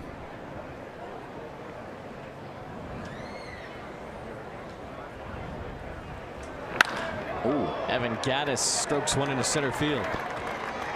He's been on base 3 times today. His first hit. Here's A.J. Reed. He's 2 for 2. New York Mets baseball is brought to you by Chase. Make more of what's yours.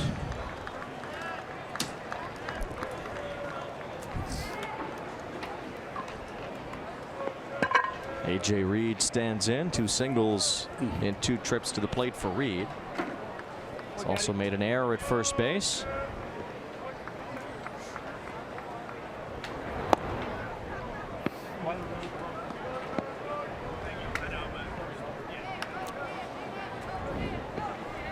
New Astro runner at first, Evan Gattis.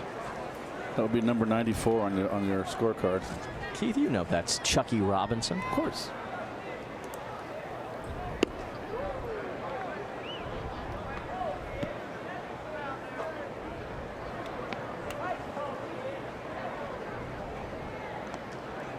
Robinson runs for Gattis at first base.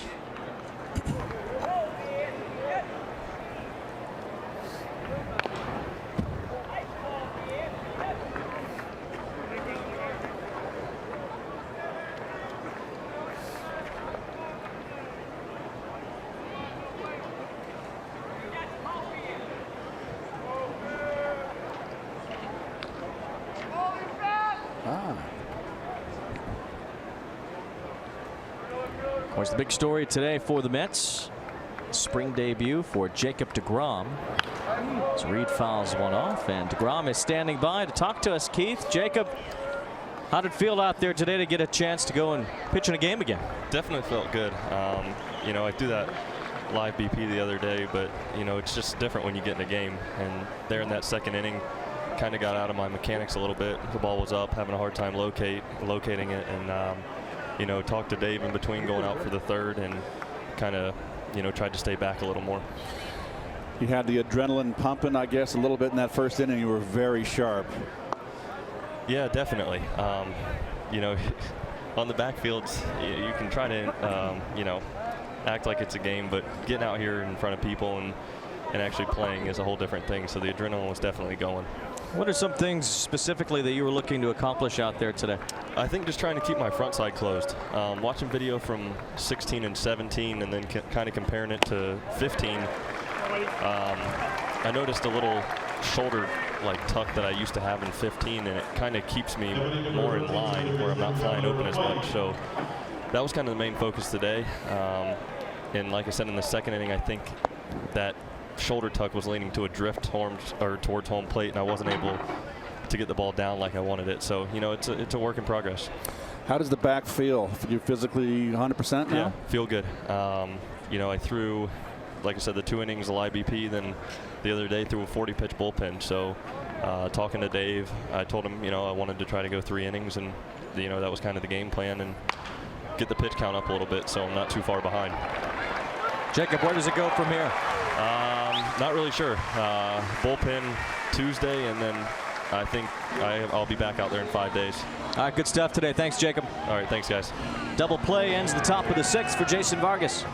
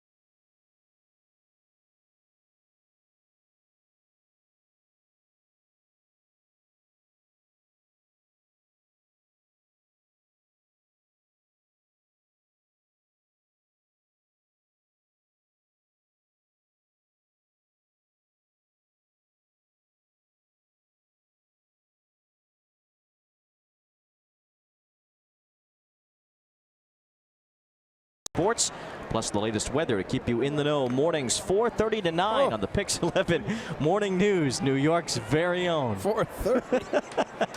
I got no chance. Production meeting 2:30. Oh, jeez. In the makeup chair 3:30. It's no life when you have that morning show like that. Boy, you got to. I guess they got to go to bed at 9 o'clock, huh? Even earlier than that, I would imagine. I saw where Dan is going to be in charge of the Mets anthem search coming up at Citi Field this week. Really? Yeah. Could take the guy that sang today. Oh, he was brilliant. Oh, there he is. Changeup man. Big, tall guy. Throws hard, loves his changeup. 100 strikeouts last year out of the bullpen. He got in trouble with that changeup, but he came and finished strong in the World Series, the back end of that World Series.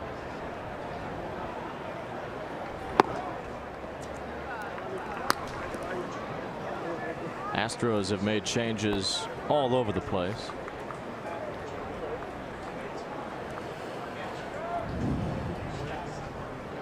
There's a whole bunch of new guys.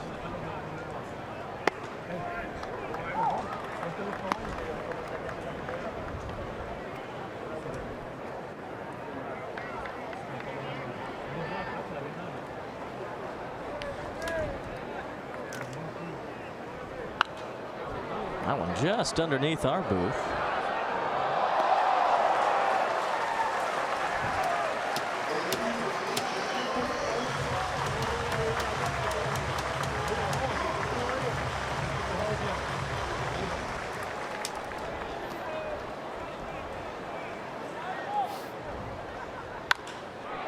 Against the shift, Todd Frazier rolls one into right field. Leadoff man on for the Mets against Chris Davinsky.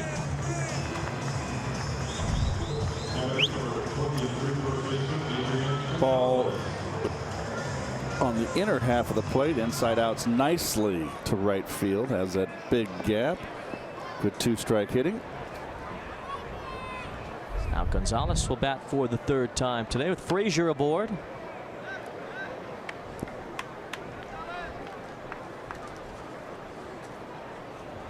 Gonzalez has been arriving at 6:30 every morning to get his back treatments. Oh, that's no fun.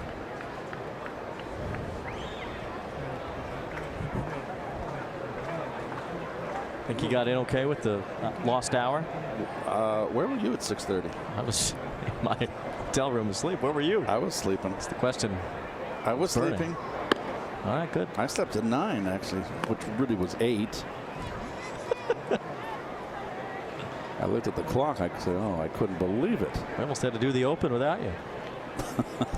I was late for the production meeting, wasn't I? A little bit.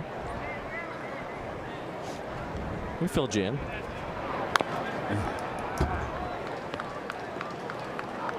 Do you need to see Adrian Gonzalez hit a home run or two this spring? No.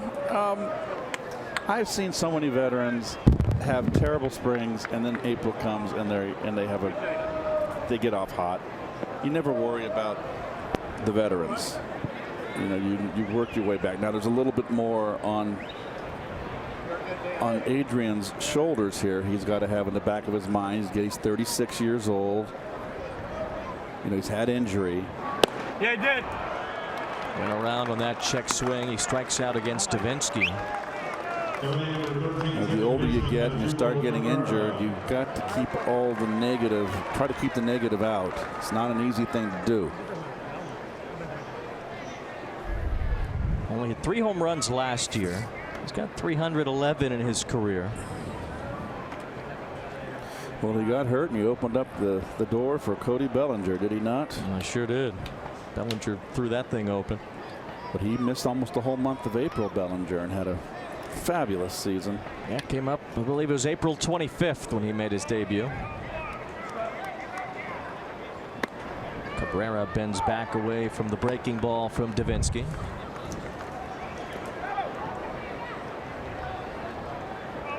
Galloway. That's probably it for Adrian today. That little thing right there, I think that's something that players have appreciated this spring from Mickey, that he's been very communicative with everybody. Well, that was the selling point, one of the selling points to Sandy Alderson. It's the new breed of manager. We got a lot of new rookie managers that have never managed before. A lot of old school managers now. I think the sun is set. I mean, Joe Girardi, thanks for a great job. 1 game away from taking your team to the World Series, and no one figured the Yankees would go anywhere that last year, and he's fired. So it's a whole new ball game today. John Farrell and Dusty Baker let go after postseason appearances as well. In the Red Sox case, they publicly said that it didn't matter if they had a parade last year in Boston, that they were going to change managers. Well, let's take a quick gander. Aaron Boone, what a surprise. We figured Alex Cora was going to get a landed job somewhere. Ron Gardenhire is the old school manager. Dave Martinez was bench coach for years for Joe Madden. And then with Dusty Baker last year, Gabe Kapler. So these are all analytic guys, and that's where the game is going. Gabe Kapler might be the most fit man in the National League East.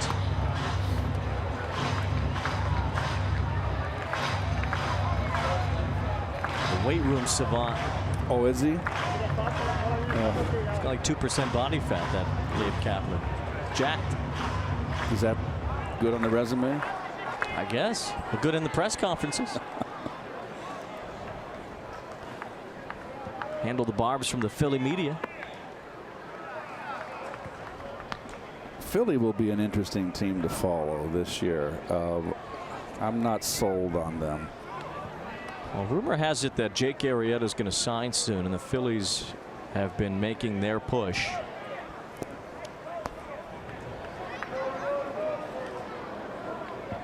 Would be a step in the right direction for them if he signs there, as Cabrera couldn't handle the off speed from Davinsky. He's got a couple of strikeouts with that. Yep, he's got a good change.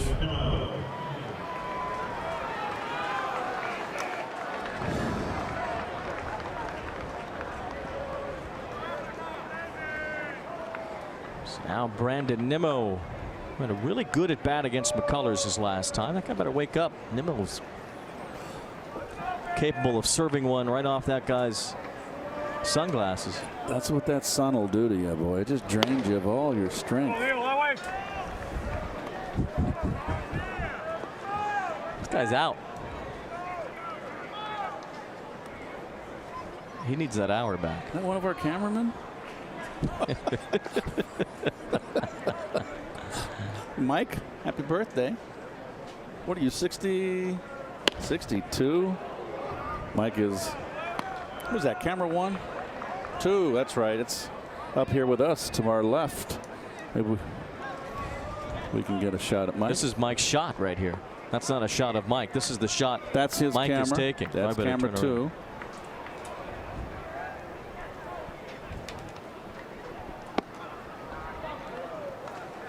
There he There's is. Mike. That's me. That's Mike. Mike, enough. Don't ham it up. Oh, a peace sign. Nice. Oh, great touch.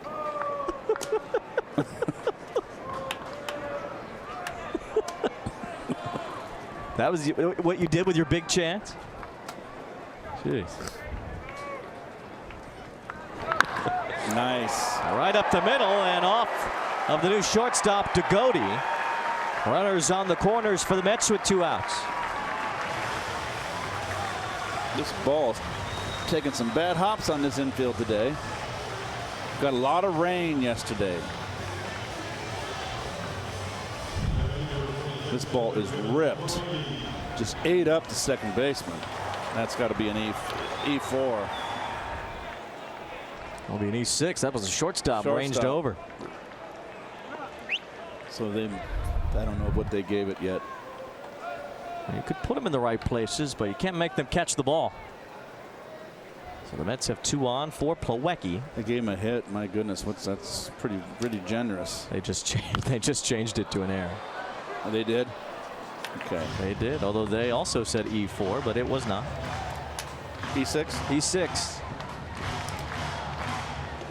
Dugoti's the new shortstop. Jack Mayfield is at third base. So that's another thing that the infielders have to do is the middle infielders and the third baseman have to take infield ground balls on the right side of the infield with the second baseman side.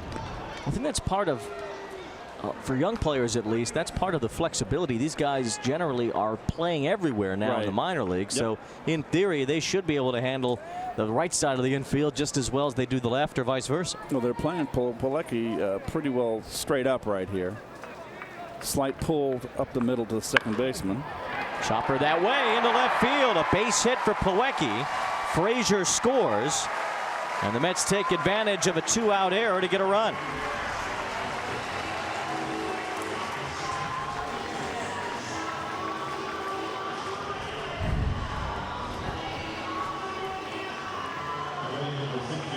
A little out in front of that breaking ball. Just found a good hole. When you're hot, you're hot. Plawecki is certainly that so far this spring. That's his 7th run batted in. It's the most on the team. Here's Guillorme. Rosario was the starter at short today. Guillorme has checked in. First plate appearance for him.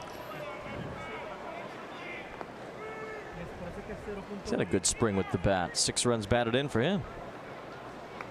Not known for his offensive capability.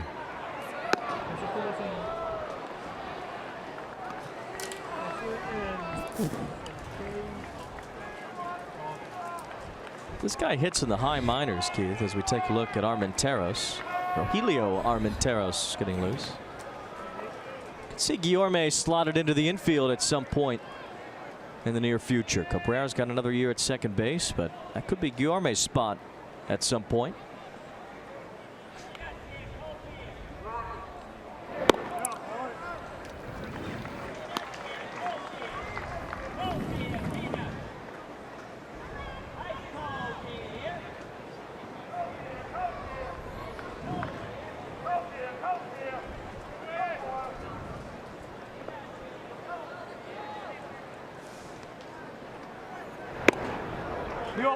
And Davinsky really falls off the mound.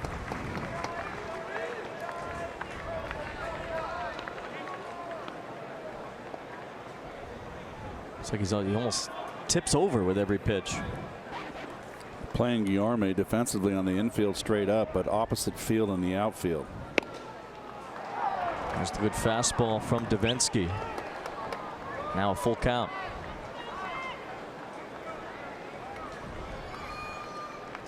Runners will be off for the 3-2 pitch.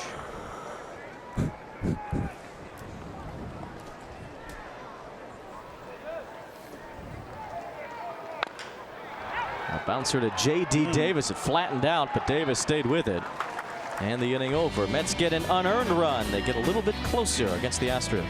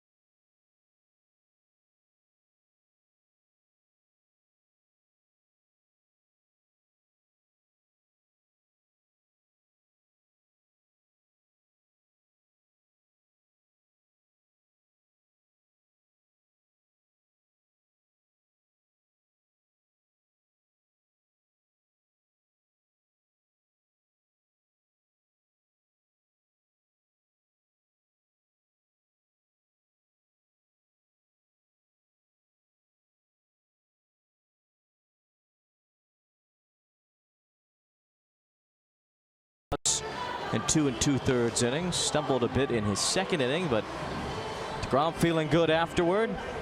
So the back feels fine, and he's on his march toward his first start of the regular season, which should be a little bit after opening day. Likely going to be Noah Syndergaard to start opening day. Jason Vargas will be a part of the opening rotation for the Mets, who made some changes ahead of the 7th inning. 4th inning of work for Vargas.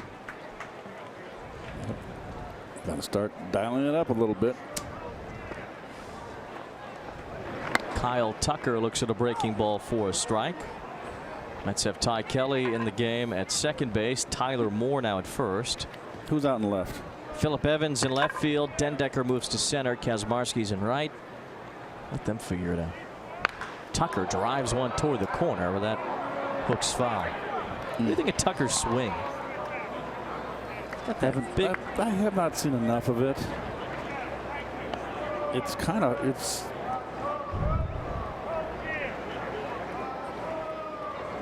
I mean, there's nothing wrong with it. It's hard to tell when you're down here in spring and they're in the American League. You don't see them.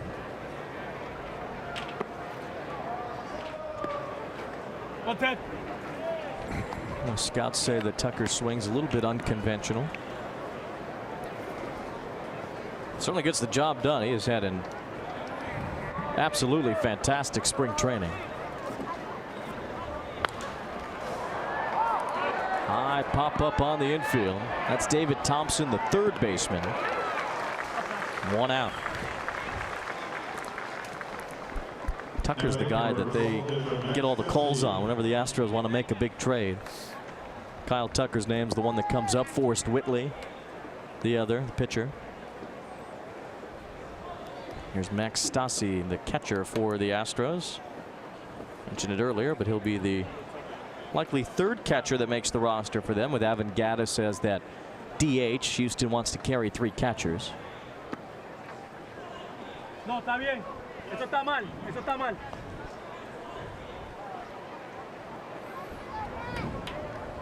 We mentioned Syndergaard getting the start opening day, most likely. That hasn't been officially named yet. If so, it'll be the first time a Met has made back-to-back opening day starts in quite a while. You know the last Mets pitcher to start 2 years in a row opening day? Tell me. Johan Santana. That's right. 2009, 2010. And since then, Mike Pelfrey, Santana again, John Neese, Dylan G, Bartolo Colon, Harvey, Syndergaard. Breaking ball pops. Big Pelf called it a day. He retired from baseball. I think he's going to go coach in college somewhere or high school. Well, he's done. A coach at Newman University. Wichita State, right? Wasn't he a shocker? Pelf? That's where Newman is. Wichita, and that's where he's going back to, yeah.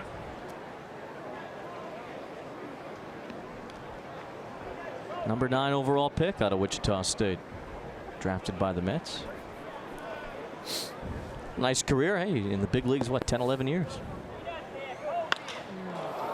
High drive off the bat of Stassi, deep toward the left field corner, and that ball is foul. Oh. Just foul down that left field line. And the ball is flying out of here today, and you get it in the air. One of the closest thing ones I've seen.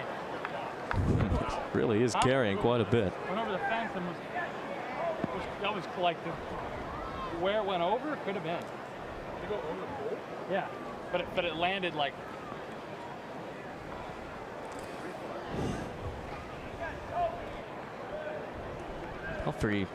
Pelfrey kept a job for quite a while, even though he was not effective much the last couple of years.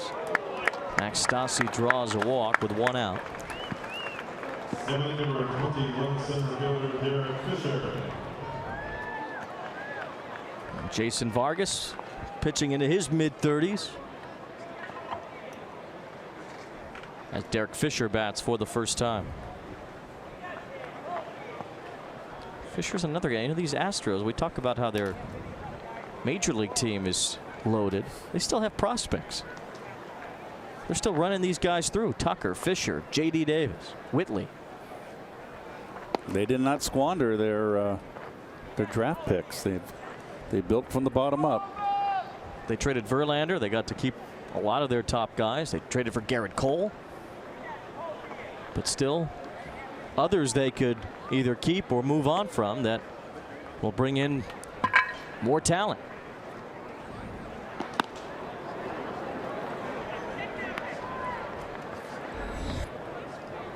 Jacob Rame throwing in the Mets bullpen.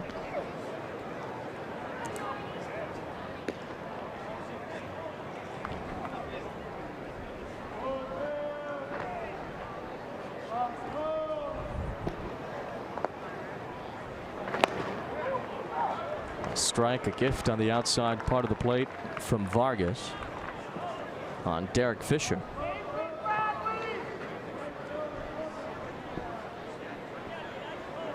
Keith, what do you think? The last couple of weeks of spring training, when do you start to kind of wrap up toward opening day? Last week. Still another week. 10 days. 10 days. Depends. Each player's different. I used to like to get it turned on around the 10 days left in spring. Certainly no later than 7 days before. Just kind of wanted to slowly, okay, now I'm finding it. I'm getting my rhythm. And carry it right into the season, because the hot streak only lasts for so long. You're only given so many good swings by the good Lord. You don't want to waste them in the cage. I think. Strike 3 called to Fisher.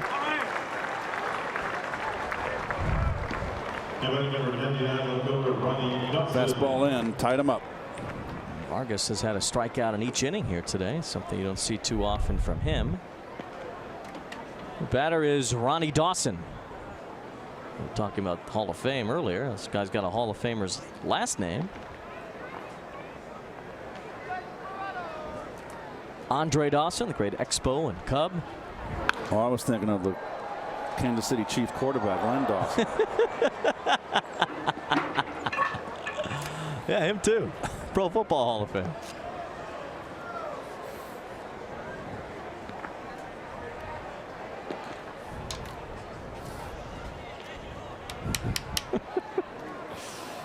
This is Ronnie Dawson. Oh, we're in the 7th. Just noticed.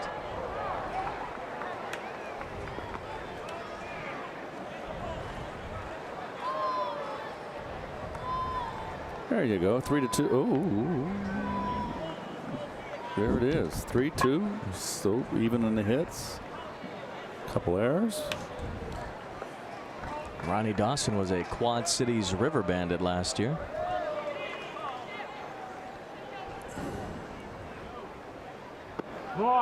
Lays off the breaking ball from Vargas. There was a singer named Ronnie Dawson. Remember him, the blonde bomber? No, I do not.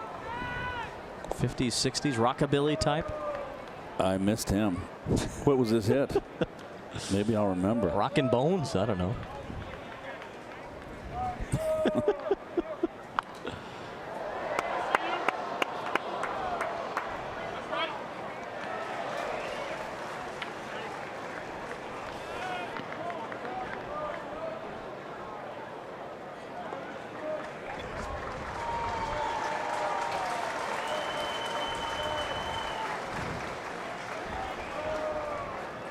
Jason Vargas up to 65 pitches for the day after this one. Got him. And he gets strike 3 on Dawson to end the inning. Vargas strikes out 5 over his 4 innings of work, and it's stretch time in Port St. Lucie.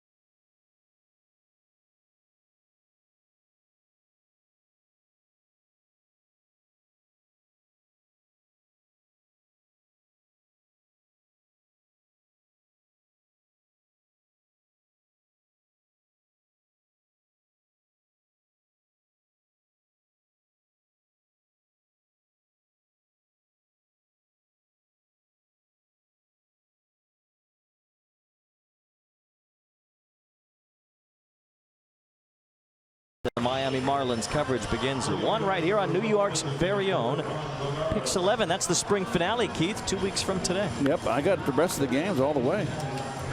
I got 6 after this. Where's Ronnie? Ronnie has a, well, we might be 3 in a booth a few times. Who knows? New pitcher for the Astros, Rogelio Armenteros, takes over. A couple of strikeouts in the bottom of the 6th for Chris Davinsky as Juan Lagares gets his 4th at bat of the day against Armenteros, another prospect, had a very good season. I'll say. There's no room for this guy. The Astros, I mean, their rotation is overfilled at this point. If everybody's healthy, they're going to have Brad Peacock and Colin McHugh as the odd men out. McHugh and Peacock will both likely end up in the bullpen to start the year. And Armenteros will just have to go back to AAA and continue on what he did last season.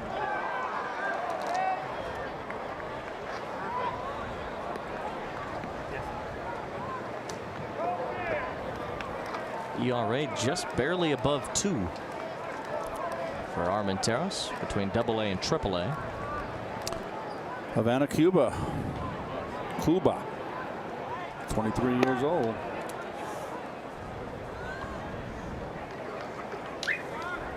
It's got to be frustrating, at least for a young player, to be ready and not have any spot open whatsoever at the major league level.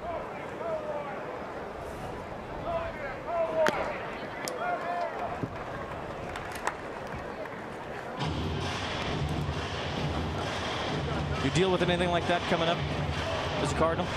Well, I was in the big leagues when I was 20. So, you know, I had Joe Torre in front of me, but they traded Joe after the '74 season to the Mets. And I was the heir apparent, and I wasn't ready, quite ready. So I got sent down. Everybody knows that year. Didn't get settled in until the second half of that '76 season. Took me around 2.5 years to settle in to the big leagues. Seemed to be a little bit more patient in those days with young players.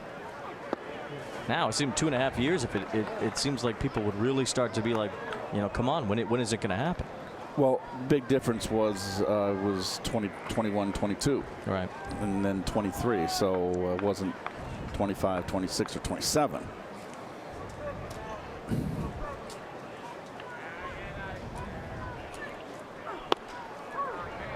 Lagares takes strike 3 called. Mike Estabrook's strike zone seems to be widening. Well, he's had a pretty generous strike zone today, and this is, well, look at the catcher. That's just a dead giveaway.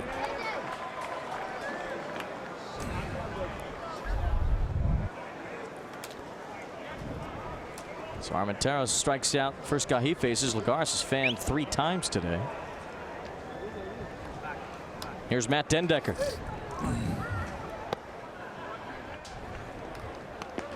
First at bat in the 2 spot. That's where Yoenis Cespedes was. And Cespedes blasted a home run off of Lance McCullers in the first inning of this game.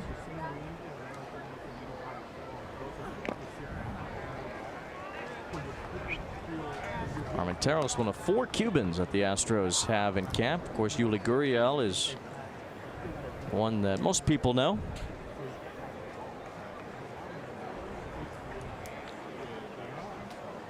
Gurriel had a very good 2017 season. Ended it with some controversy, though, after his insensitive gesture that he made toward Yu Darvish. So once Gurriel's back from his injury, he'll serve 5-game suspension for that.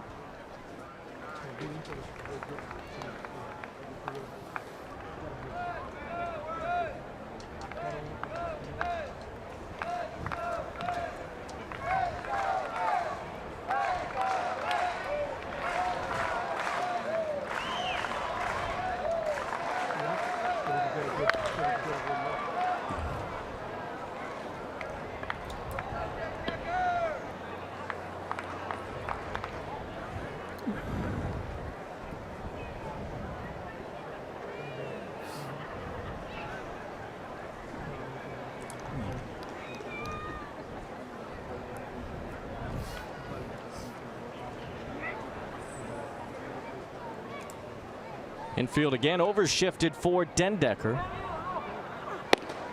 As Armenteros paints another one on the corner. Strike 3 called to Dendecker, and a couple of backward Ks for Armenteros to start his afternoon. Oh, watch the catcher's glove again. Is it a generous strike? Nope, it's not. Pitcher's pitch. There is the old adage, and if it's close enough to be called a strike, then yeah, can't be taken. Not with 2 strikes. Armenteros racking up the strikeouts this spring. That's 11 in 7 innings. I like his stuff. He pitched last time here when the Astros were up here in St. Lucie about 10 days ago or a week, and he pitched around a couple innings, and he very impressive. A little different in the last couple of years, having the Astros nearby now, West Palm Beach. Mets seeing a lot more of them in spring training than they used to when they were in Kissimmee.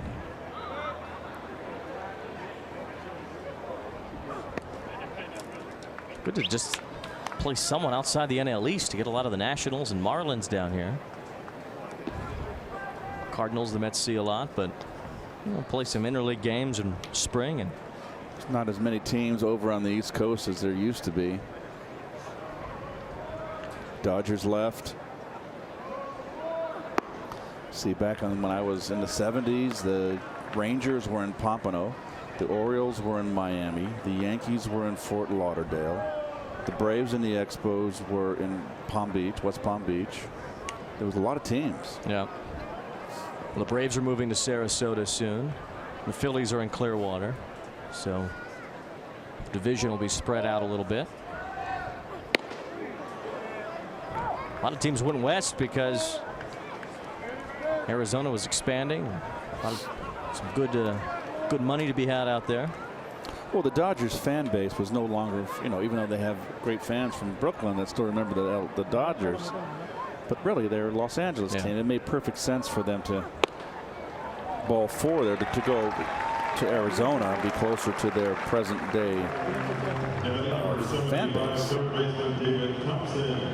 2-out walk keeps the inning going for David Thompson. They still have all the signs of Dodger Town in Vero Beach, but no Dodgers.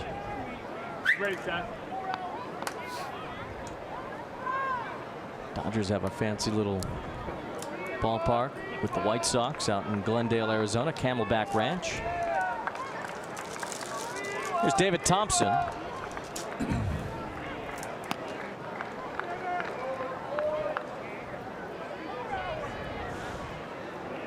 Lefty there.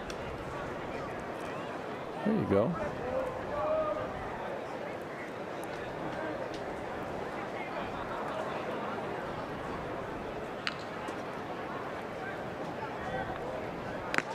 Throw to first to chase back Kazmarski. Thompson's been a guy in the minors who's driven in a lot of runs. Mets keeping an eye on him along with Peter Alonso at first base.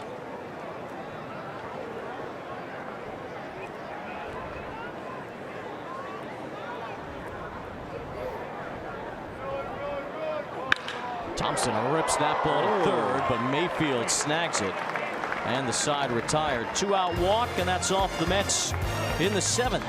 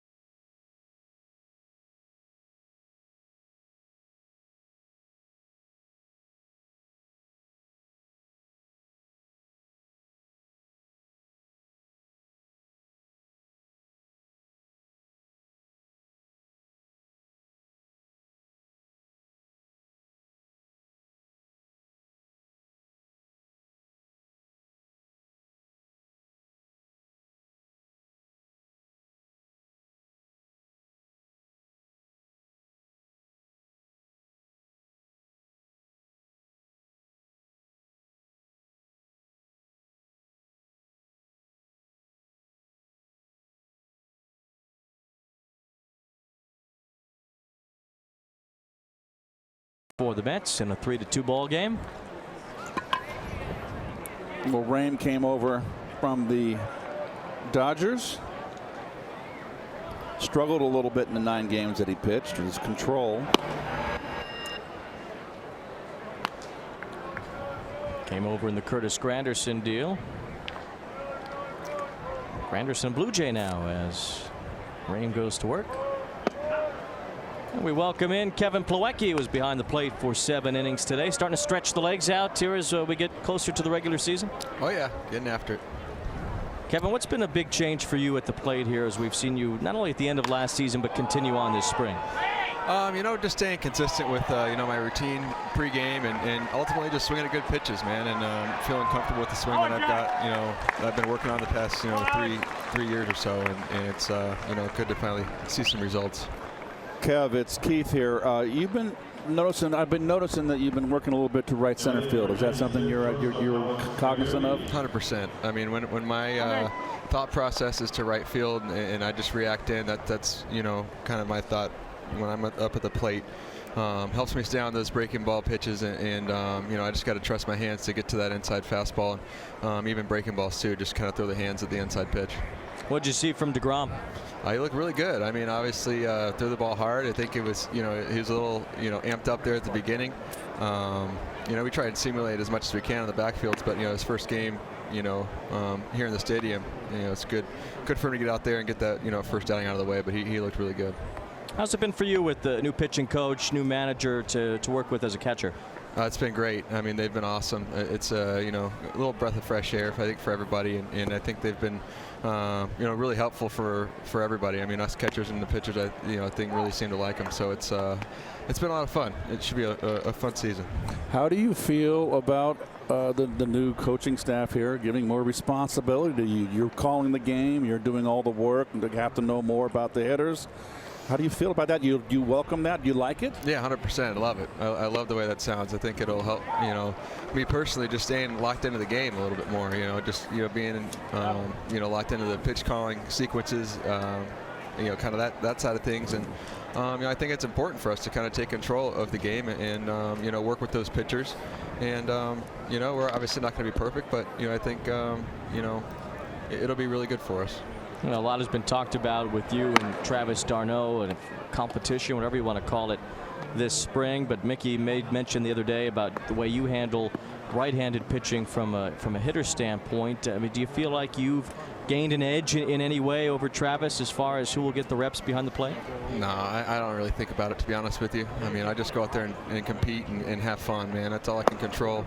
And you know, let the other things kind of fall in their place as they will, you know. So, you know, I just come to the ballpark and try and learn, get better every day, and you know, most importantly, just have fun, man, and work hard. And that's all I can do. All right, Kevin Plawecki, 2 hits, a run batted in today. Thanks a lot, Kevin. Thanks, guys. Jacob Ram allowing a leadoff double to Jack Mayfield here in the 8th. Now he walks Alex Degody as Kevin Plawecki's day is done. Mazika is the new catcher. And Chucky Robinson will bat for the first time today. And Kevin's, you know, taking the bull by the horns here, Keith. He's come into camp with a chance to get some opportunities behind the plate, and he's doing that. Well, I like what he said and about right center field and the quickness of your hands. Trust yourself to be quick enough to handle the ball inside. And you know, as you get more experience, you can look area. You can look in every now and again. You know, when you're trying to get established, you're a little reluctant to look inside. You're kind of going up the middle. But I think until you get established and you get to know the pitchers better, even though they have all the analytics today and all this stuff that they can look at, you've got to know how pitchers pitch it. Then you pick your spots when you want to look in, keep the pitcher honest. But to me, what I've seen of Kevin is that he's always been a little out in front. Robinson goes the other way to right. Kazmarski makes the catch for out number 1. Holding at second is Mayfield as Kazmarski fires it all the way in toward third. That was a good question asking him about the extra responsibility, calling the games, being in charge of the pitchers' meetings ahead of upcoming series. You know, you play with Gary Carter. The guy was a leader no matter where he played. But being a catcher, does that kind of just bring a natural leadership to the field? No, I played with Ted Simmons too. So I always am. You cannot have people thinking for your players. And we went through a period where coaches were pitching coaches or managers were calling pitches for the catcher. There's Gary right there. And how does someone develop if he doesn't have that responsibility, particularly the catcher, call his own game? You can do all the preparation with the coaches, but you've got to learn in the school of hard knocks. You're going to make mistakes, but how do you become a veteran? How do you get better if someone's doing the job for you? So I've never agreed with that. So I was very, very pleased when I read those stories early in spring from Callaway and Mickey Callaway and Dave Island about giving authority to the catchers to call their own game. And I got to do it on your own. Otherwise, you don't develop.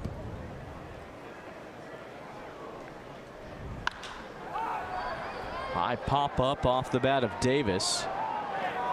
Ty Kelly called off by Dendecker. After the first two reached, Jacob Rame has retired back-to-back hitters.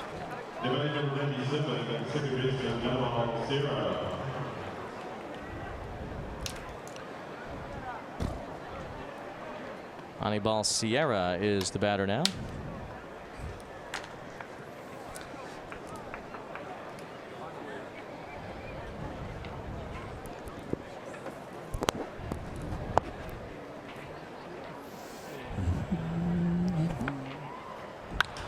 Sierra goes after the first pitch. Kazmarski a long run in. Goes down to two knees to make the catch. But the inning is over. Jacob Rame allowed the first two to reach. Puts up a 0 anyway as we head to the bottom of the 8th.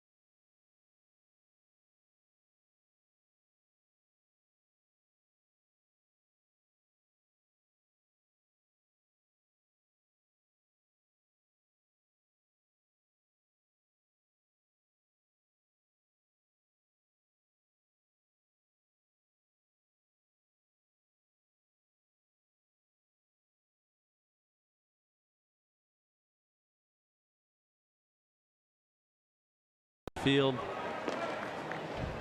Practice game going on. The sights of spring training. 30 years in this place, Port St. Lucie for the been Mets. That long? Yeah, wow. 88. You know what that means? What? It means I'm 64. Tyler Moore takes a strike. He'll be a senior citizen next year. That's right.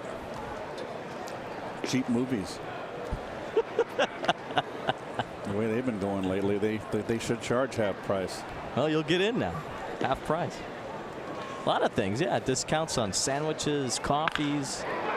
Tyler Moore strokes a base hit to start the bottom of the 8th. There's a lot to look forward to as you approach 65. Well, it's all about your health, isn't it? A little bit off the end of the bat. You want to be healthy, wealthy, and wise. How you doing on those? Well, let me think about that. I could have a little more glue.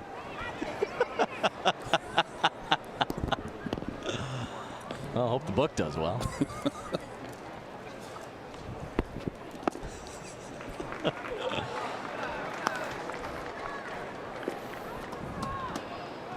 Ty Kelly's played a lot this spring, playing all over too. He's a non-roster guy. He's not on the 40-man right now.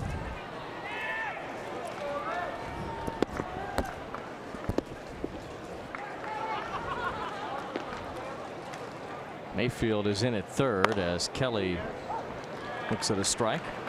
Outfield is shifted in a way where not respecting Kelly's power to the opposite field, that's for sure. Ronnie Dawson shaded over to the left field line. And late in the spring training game, the Astros stick to those numbers that they pay so much attention to. Bouncing ball could be a Sierra dropped it. Everybody's safe. That was tailor-made. And he rushed it. And didn't have to rush it. A young man's mistake here. This had 4. 6-3 written all over it.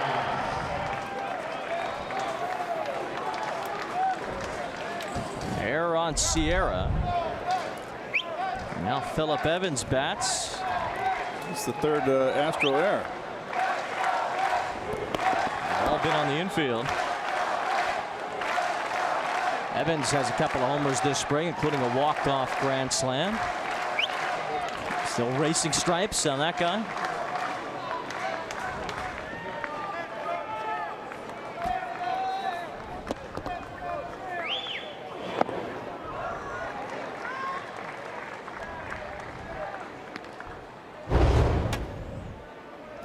Take you back a few days ago off of Armenteros. Hanging breaking ball.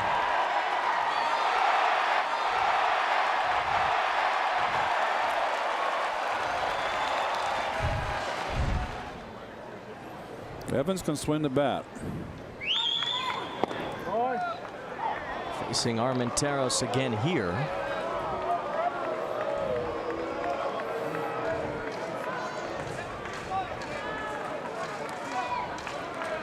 Base hit and an error have put 2 on for the Mets to start the bottom of the 8th.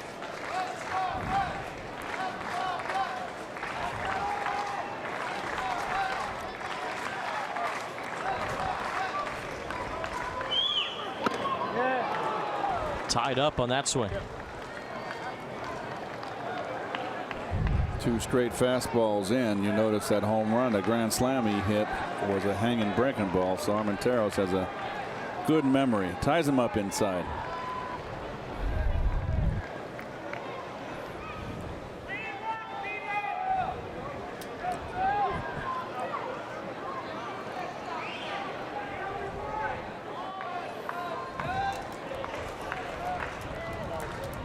Armenteros starting to work more deliberately with men on base.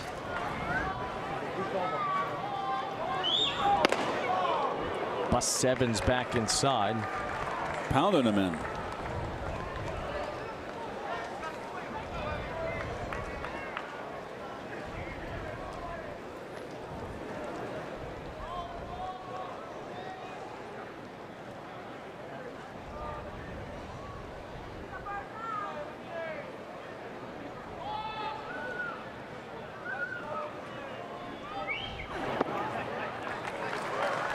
Now Evans has worked the count full. Maybe that hanging breaking ball in the back of Armenteros' mind. Tried to bury that last one, but Evans didn't bite.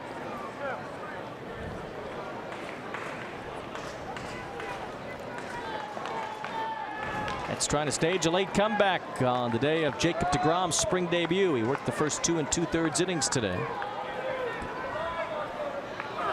And Evans takes ball 4, so the Mets have the bases loaded with no outs. The batter will be Patrick Mazeika. James Hoyt throwing in the Astros bullpen. And here comes Brent Strom, the pitching coach for Houston. Brent Strom was briefly a Met.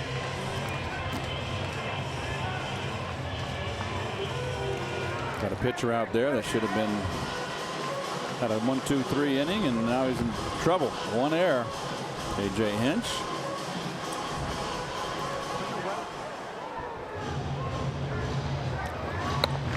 Hoyt getting ready as Patrick Mazeika is due up.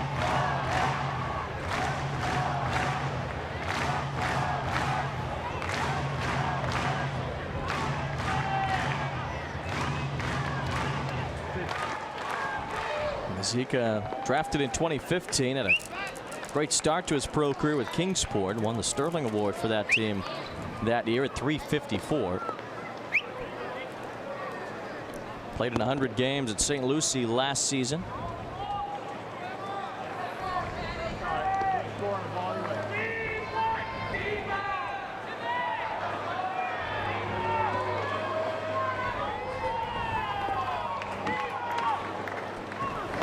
There's ball one to Mazeika. You know, it was Mazeika, Keith, that played with Tim Tebow at St. Lucie last year and took one of his bats and tried to put it on eBay, tried to sell it as a joke.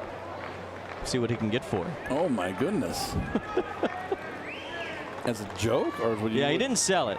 He got some bids for over $1,000 though. Really? Well, you know, $1,000 will only get you so far.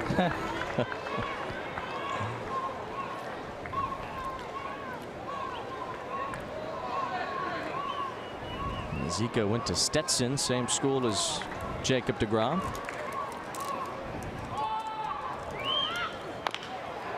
Chopper to first. Davis throws home for the force out. Back to first for the double play. Oh, big.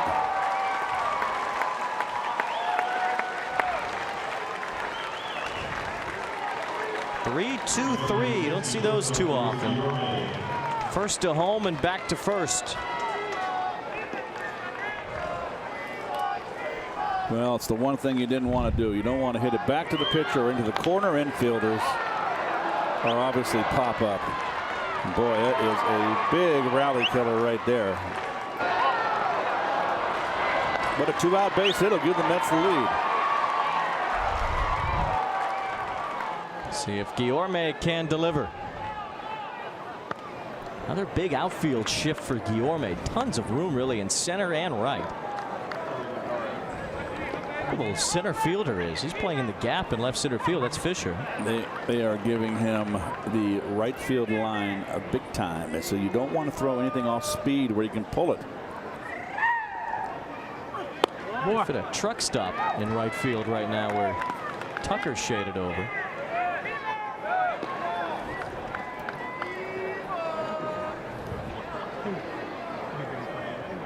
It's one guy that's really in charge of half the outfield right now, more than half.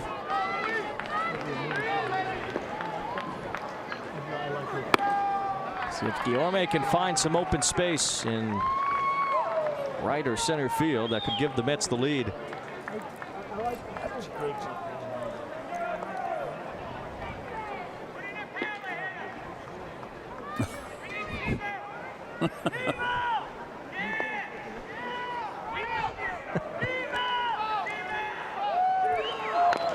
Bouncing ball.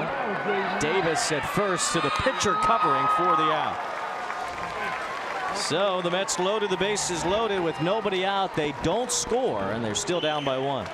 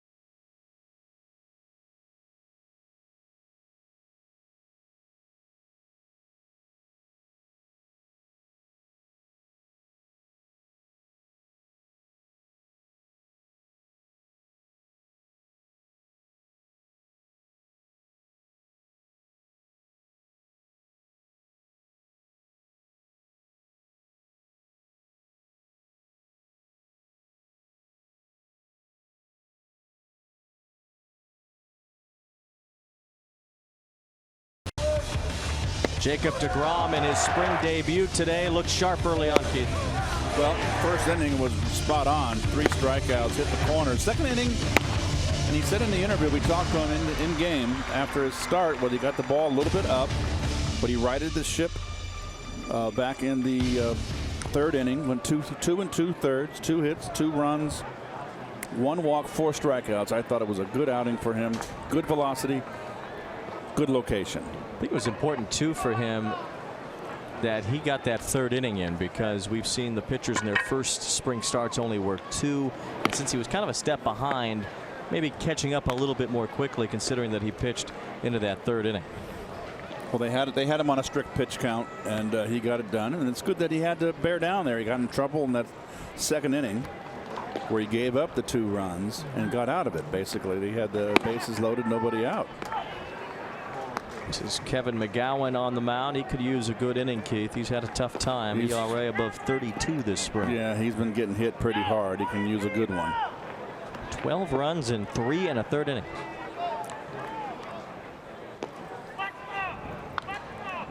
Tucker with a big swing.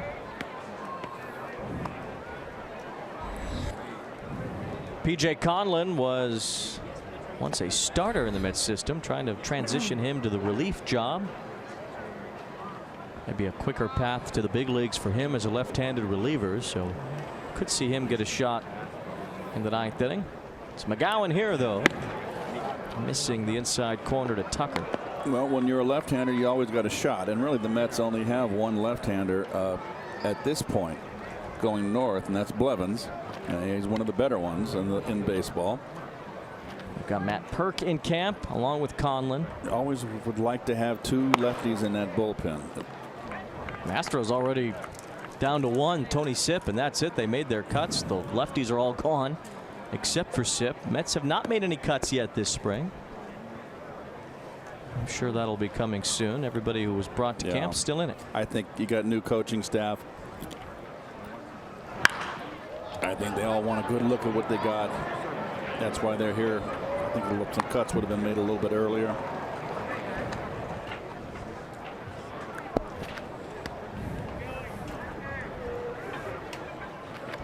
So another chance for McGowan. Anthony Swarzak threw some live BP today. He's been battling a calf injury for the last week or so.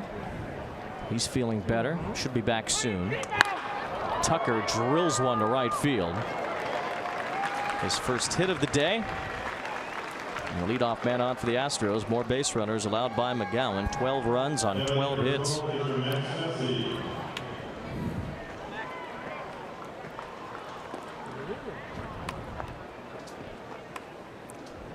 Now Max Stassi will bat.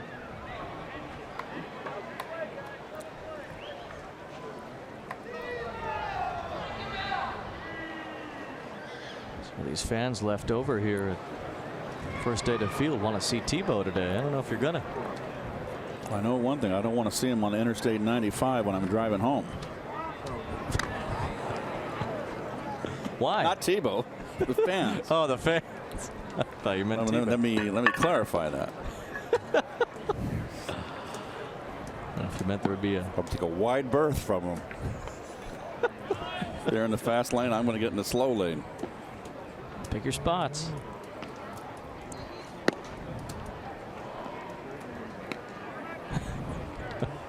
Tebow's had a sore foot really all spring training. He hasn't played the outfield at all. Been DHing or pinch hitting, so Mets are taking it slow with Tebow. He sets back his development a little bit to not be around too much in spring.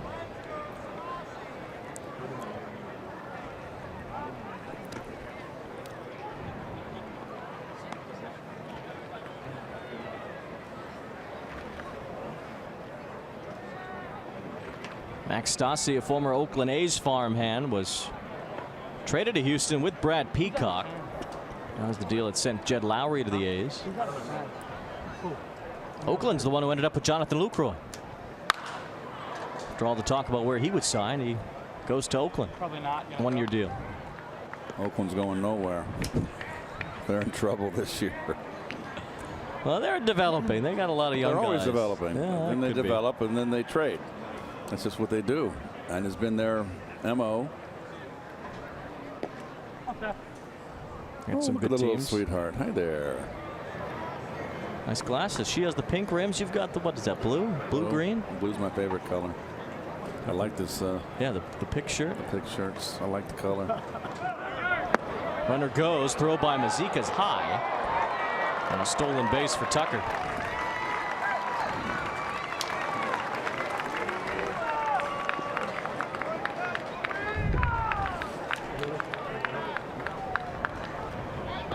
Yeah, that didn't have a good grip on the exchange there. The ball was down in the dirt. Almost threw it into center field.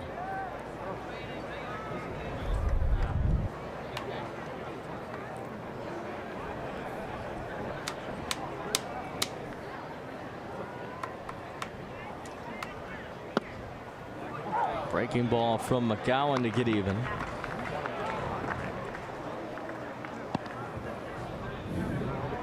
McGowan made his major league debut last year, then got taken off the 40-man. He's technically a non-roster invite to camp this year.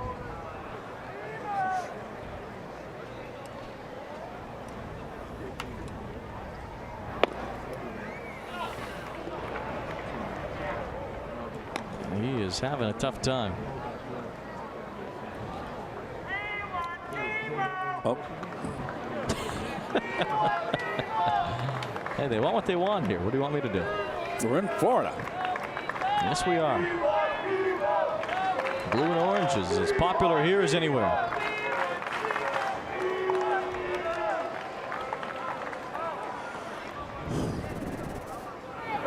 Ball 4 to Stassi, and now 2 on for the Astros with nobody out. Collins ready if Callaway and company have seen enough here of Kevin McGowan. We'll let him have one more batter. It's going to be Derek Fisher, a lefty.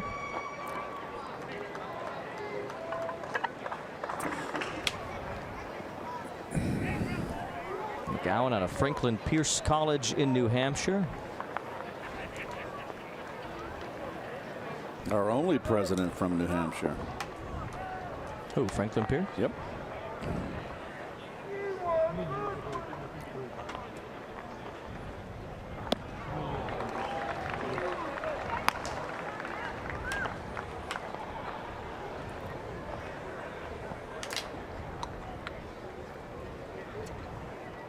Not too many players in general from. It's cold up there. Mike Flanagan was from New Hampshire.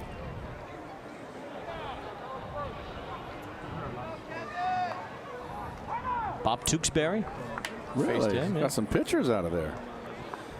Well, I tell you what, McGowan had taken an eon to throw. Phil Plantier was from New Hampshire.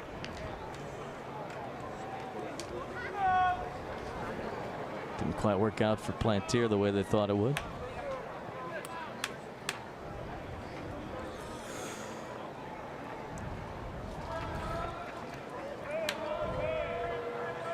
The most famous ball player from there, probably Chris Carpenter, I would say. Another pitcher. Pretty good one.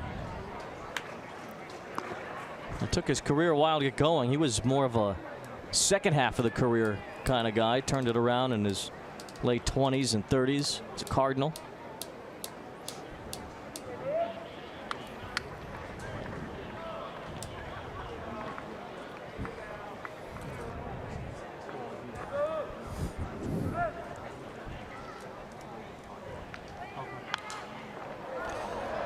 Swing, good boy. All right.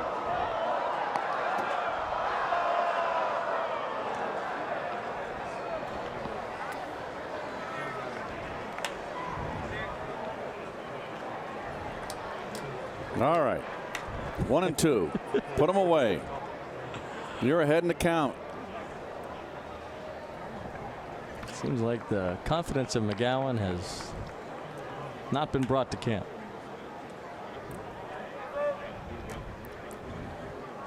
Let's see if he can get an out on pretty good hitter Derek Fisher, top prospect for the Astros. Jeez. Time call. Oh, I don't blame you, honey. Yep.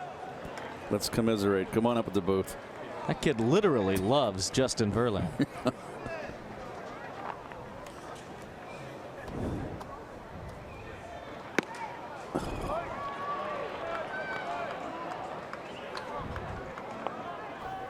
I'd imagine that sentiment about Verlander's across the board in Houston after his performance in October. Sure.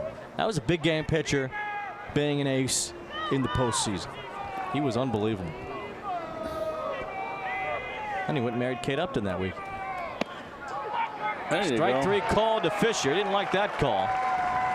Fisher has fanned looking in his 2 at-bats. Could it be a fastball? Let's see.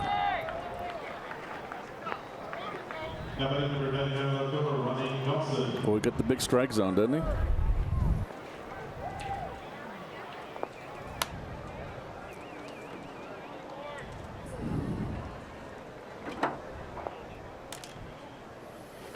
Here's Ronnie Dawson.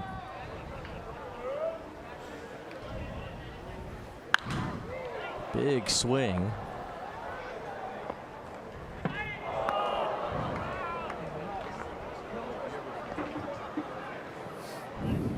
See what Dawson did in the Midwest League last year. You crossed through there, Midwest League? No, I missed the Midwest League. That was Cedar Rapids in the Cardinal organization back in 1972. It was a low A ball league. Cardinals are in Peoria now, the Peoria Chiefs. I started out in St. Pete, which was the tough Florida State League. The California State League, the Cardinals had Modesto, and that was the high A league. So I missed the Midwest League. The Texas League. Texas League I could do without. I was not a happy camper in the Texas League. Oh my gosh. Why? Oh, the bus rides. You read it in the book. Oh, wow. I donate. Don't give it away. I give it a lot of attention to the Texas League. All the bus miles. Oh my word. In a Greyhound bus. Claude from Waco, Texas was our bus driver. Claude got you around the Texas League. And the governor on that bus, you couldn't go fast. Ugh, that is the worst. Check swing roller. McGowan's got it. Fires to second for 1. Guillorme hung on. He'll throw to the plate. Runner coming home. And Guillorme throws it away. Tucker scores. I think Tucker forgot how many outs there were because he was kind of casual coming around third. Broke for the plate. A good throw from Guillorme would have had him easily. I think it took everybody by surprise here. McGowan a little slow getting the ball. The throw's down low. Should have been 2. Caught everybody by surprise trying to score here.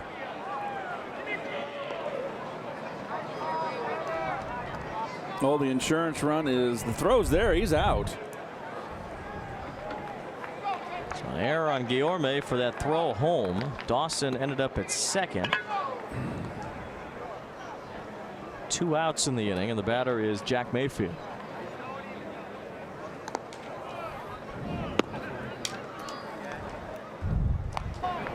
Well, here it again. 2 outs. You're running hard, just like a double play. You keep busting. Well, he didn't know what was going on. He just made the turn. He didn't pick up the ball. He was assumed that was going to be a double play. And they come out smelling like a rose. So the Astros get a gift. Guillorme, too, who's so dependable defensively. Just airmailed that throw. Here's Jack Mayfield, a Texas leaguer last year at Corpus Christi. Texas is a big state. And you throw in Louisiana and Arkansas. Oklahoma. No, Oklahoma was the American Association then. Tulsa didn't have the team? Tulsa was AAA. Cardinal AAA. Had the bus from Memphis to El Paso. What is that, 2 days? It was, I don't even want to talk about it. I know when you enter Texas on the east side, it says 940 miles to El Paso. Mayfield hits it hard. Evans plays it on a bounce. Base hit for Mayfield. Oh boy. Dawson comes home. Throw to second won't be made. Mazika dropped the ball. A couple of runs for the Astros here in the 9th. Play is getting a little sloppy here, and McGowan's giving it up again.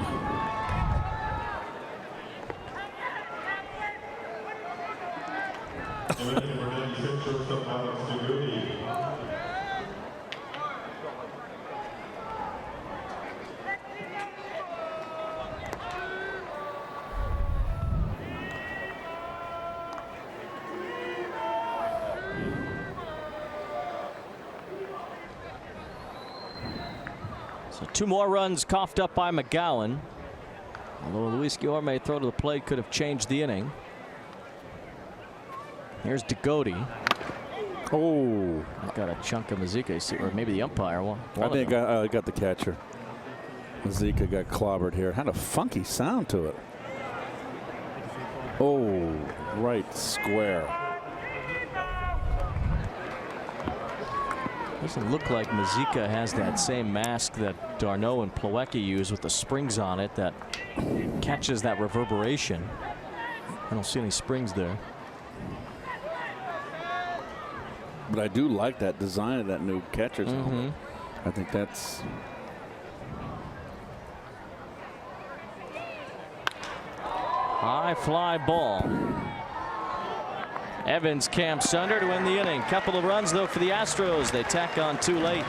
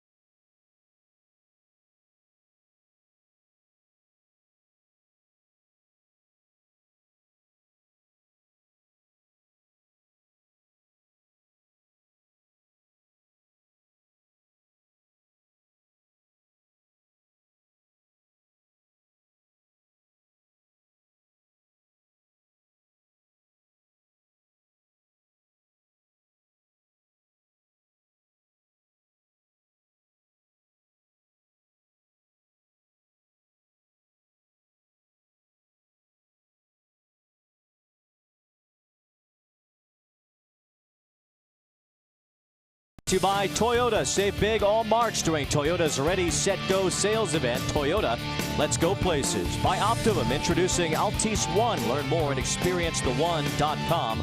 Only from Optimum. And by Nissan, get the technology of tomorrow today at Nissan Now. Shop ChooseNissan.com.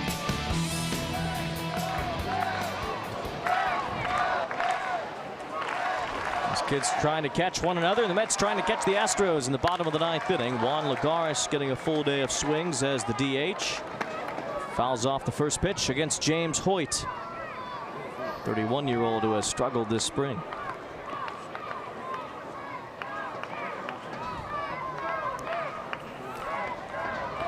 Lagares has struck out 3 times today. Bouncing ball, nice pick at third by Mayfield with the long throw not in time. Infield hit for Lagares, on base for the first time today.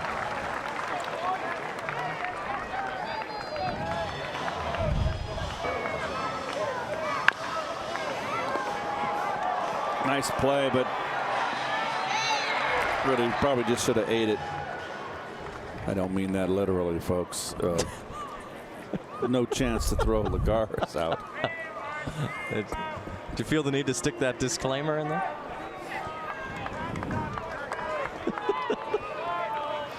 Here's Dendecker.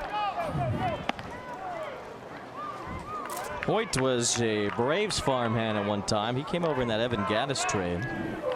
Mike Fultonevich and Rio Ruiz went to Atlanta.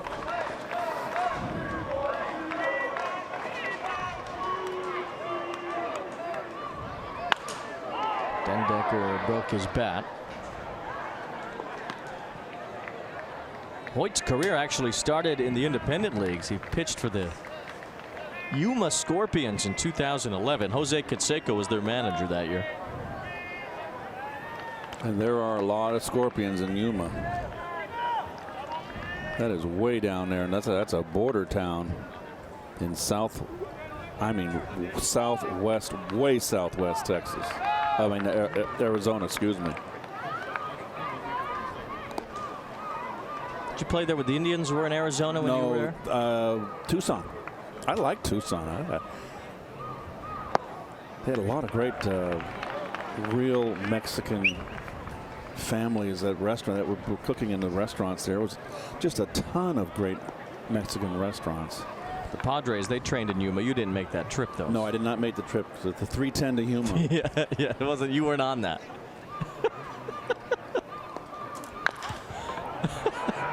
High bouncer fielded by Sierra on the short hop. Not an easy play right there. That was the second baseman who made it. 4-1 on the putout, and Lagares goes to second. Number 76, right fielder Kevin Kasparski.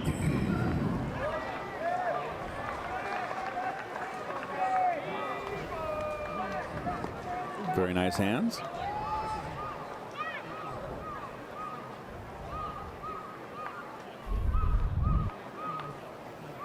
So Kazmarski will bat. See his numbers as a Rumble Pony last year. Rumble Pony? Yeah. Binghamton, new name. The Rumble Ponies? The Rumble Ponies, yeah. Last year was their first year. Rumble Ponies. I wonder where that comes from. I think they did a fan vote there in Binghamton, Really? and that won.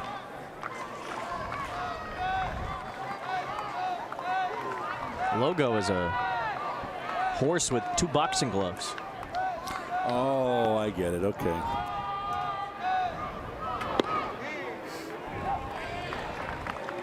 They had bullheads, the stud muffins, the timber jockeys, the gobblers, and the rocking horses. Those were the choices, and the Rumble Ponies won.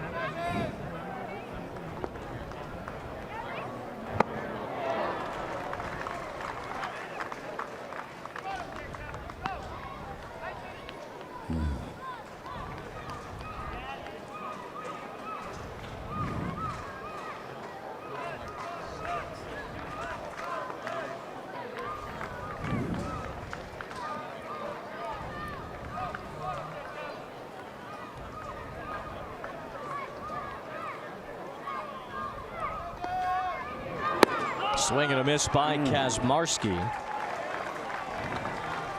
So 2 outs. The batter will be David Thompson. Number 75, baseman David Thompson. couldn't lay off that slider down and in out of the strike zone 2 in a row.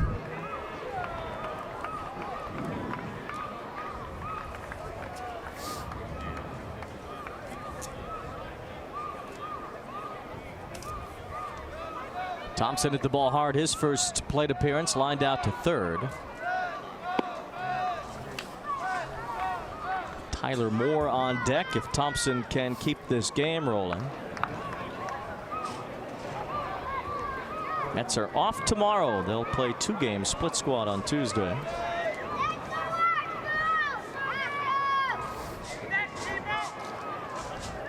Astros are off too. We mentioned they're going to the White House tomorrow to celebrate their World Championship. The Mets will have Noah Syndergaard pitch Tuesday afternoon and Zach Wheeler Tuesday night. Steven Matz Wednesday against the Marlins.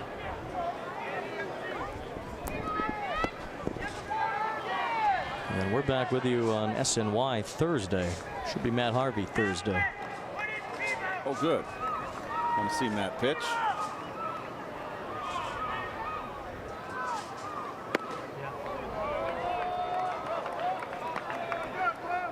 Harvey got out there yesterday against the Yankees, gave up 5 runs. Stanton's first spring homer. Mets have a night game this year against the Nats, I see, on Thursday the 22nd. They do. They've got one this Tuesday, too. On the road. Yeah. Okay. You mean a home night game on the 22nd? Yep. Yep. Just kind of going through the schedule here. Laying out, got a Joel McEwing jersey.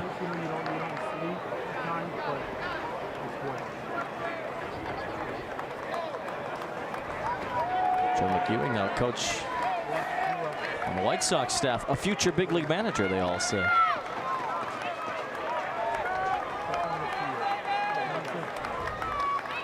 And they, as John Heyman read it in his column this week. Thompson fouls off another.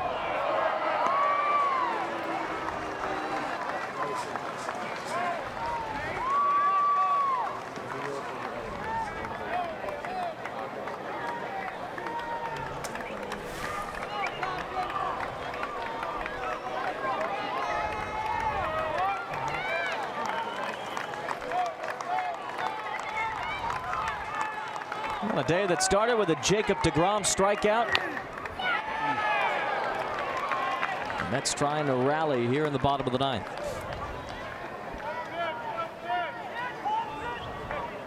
It's a good look. Funky. Oakley's.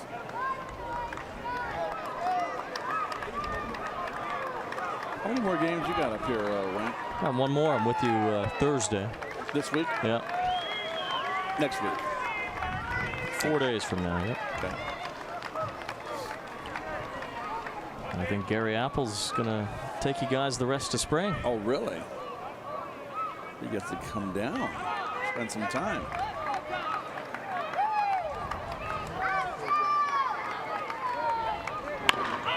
See Gary Cohen again on opening day. He's not coming back here.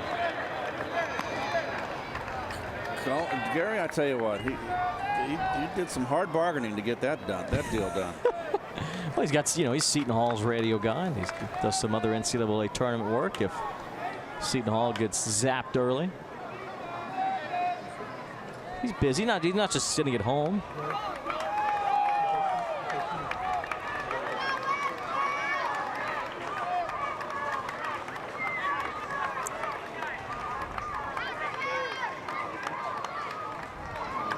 Thompson continues to fight. He's worked a full count.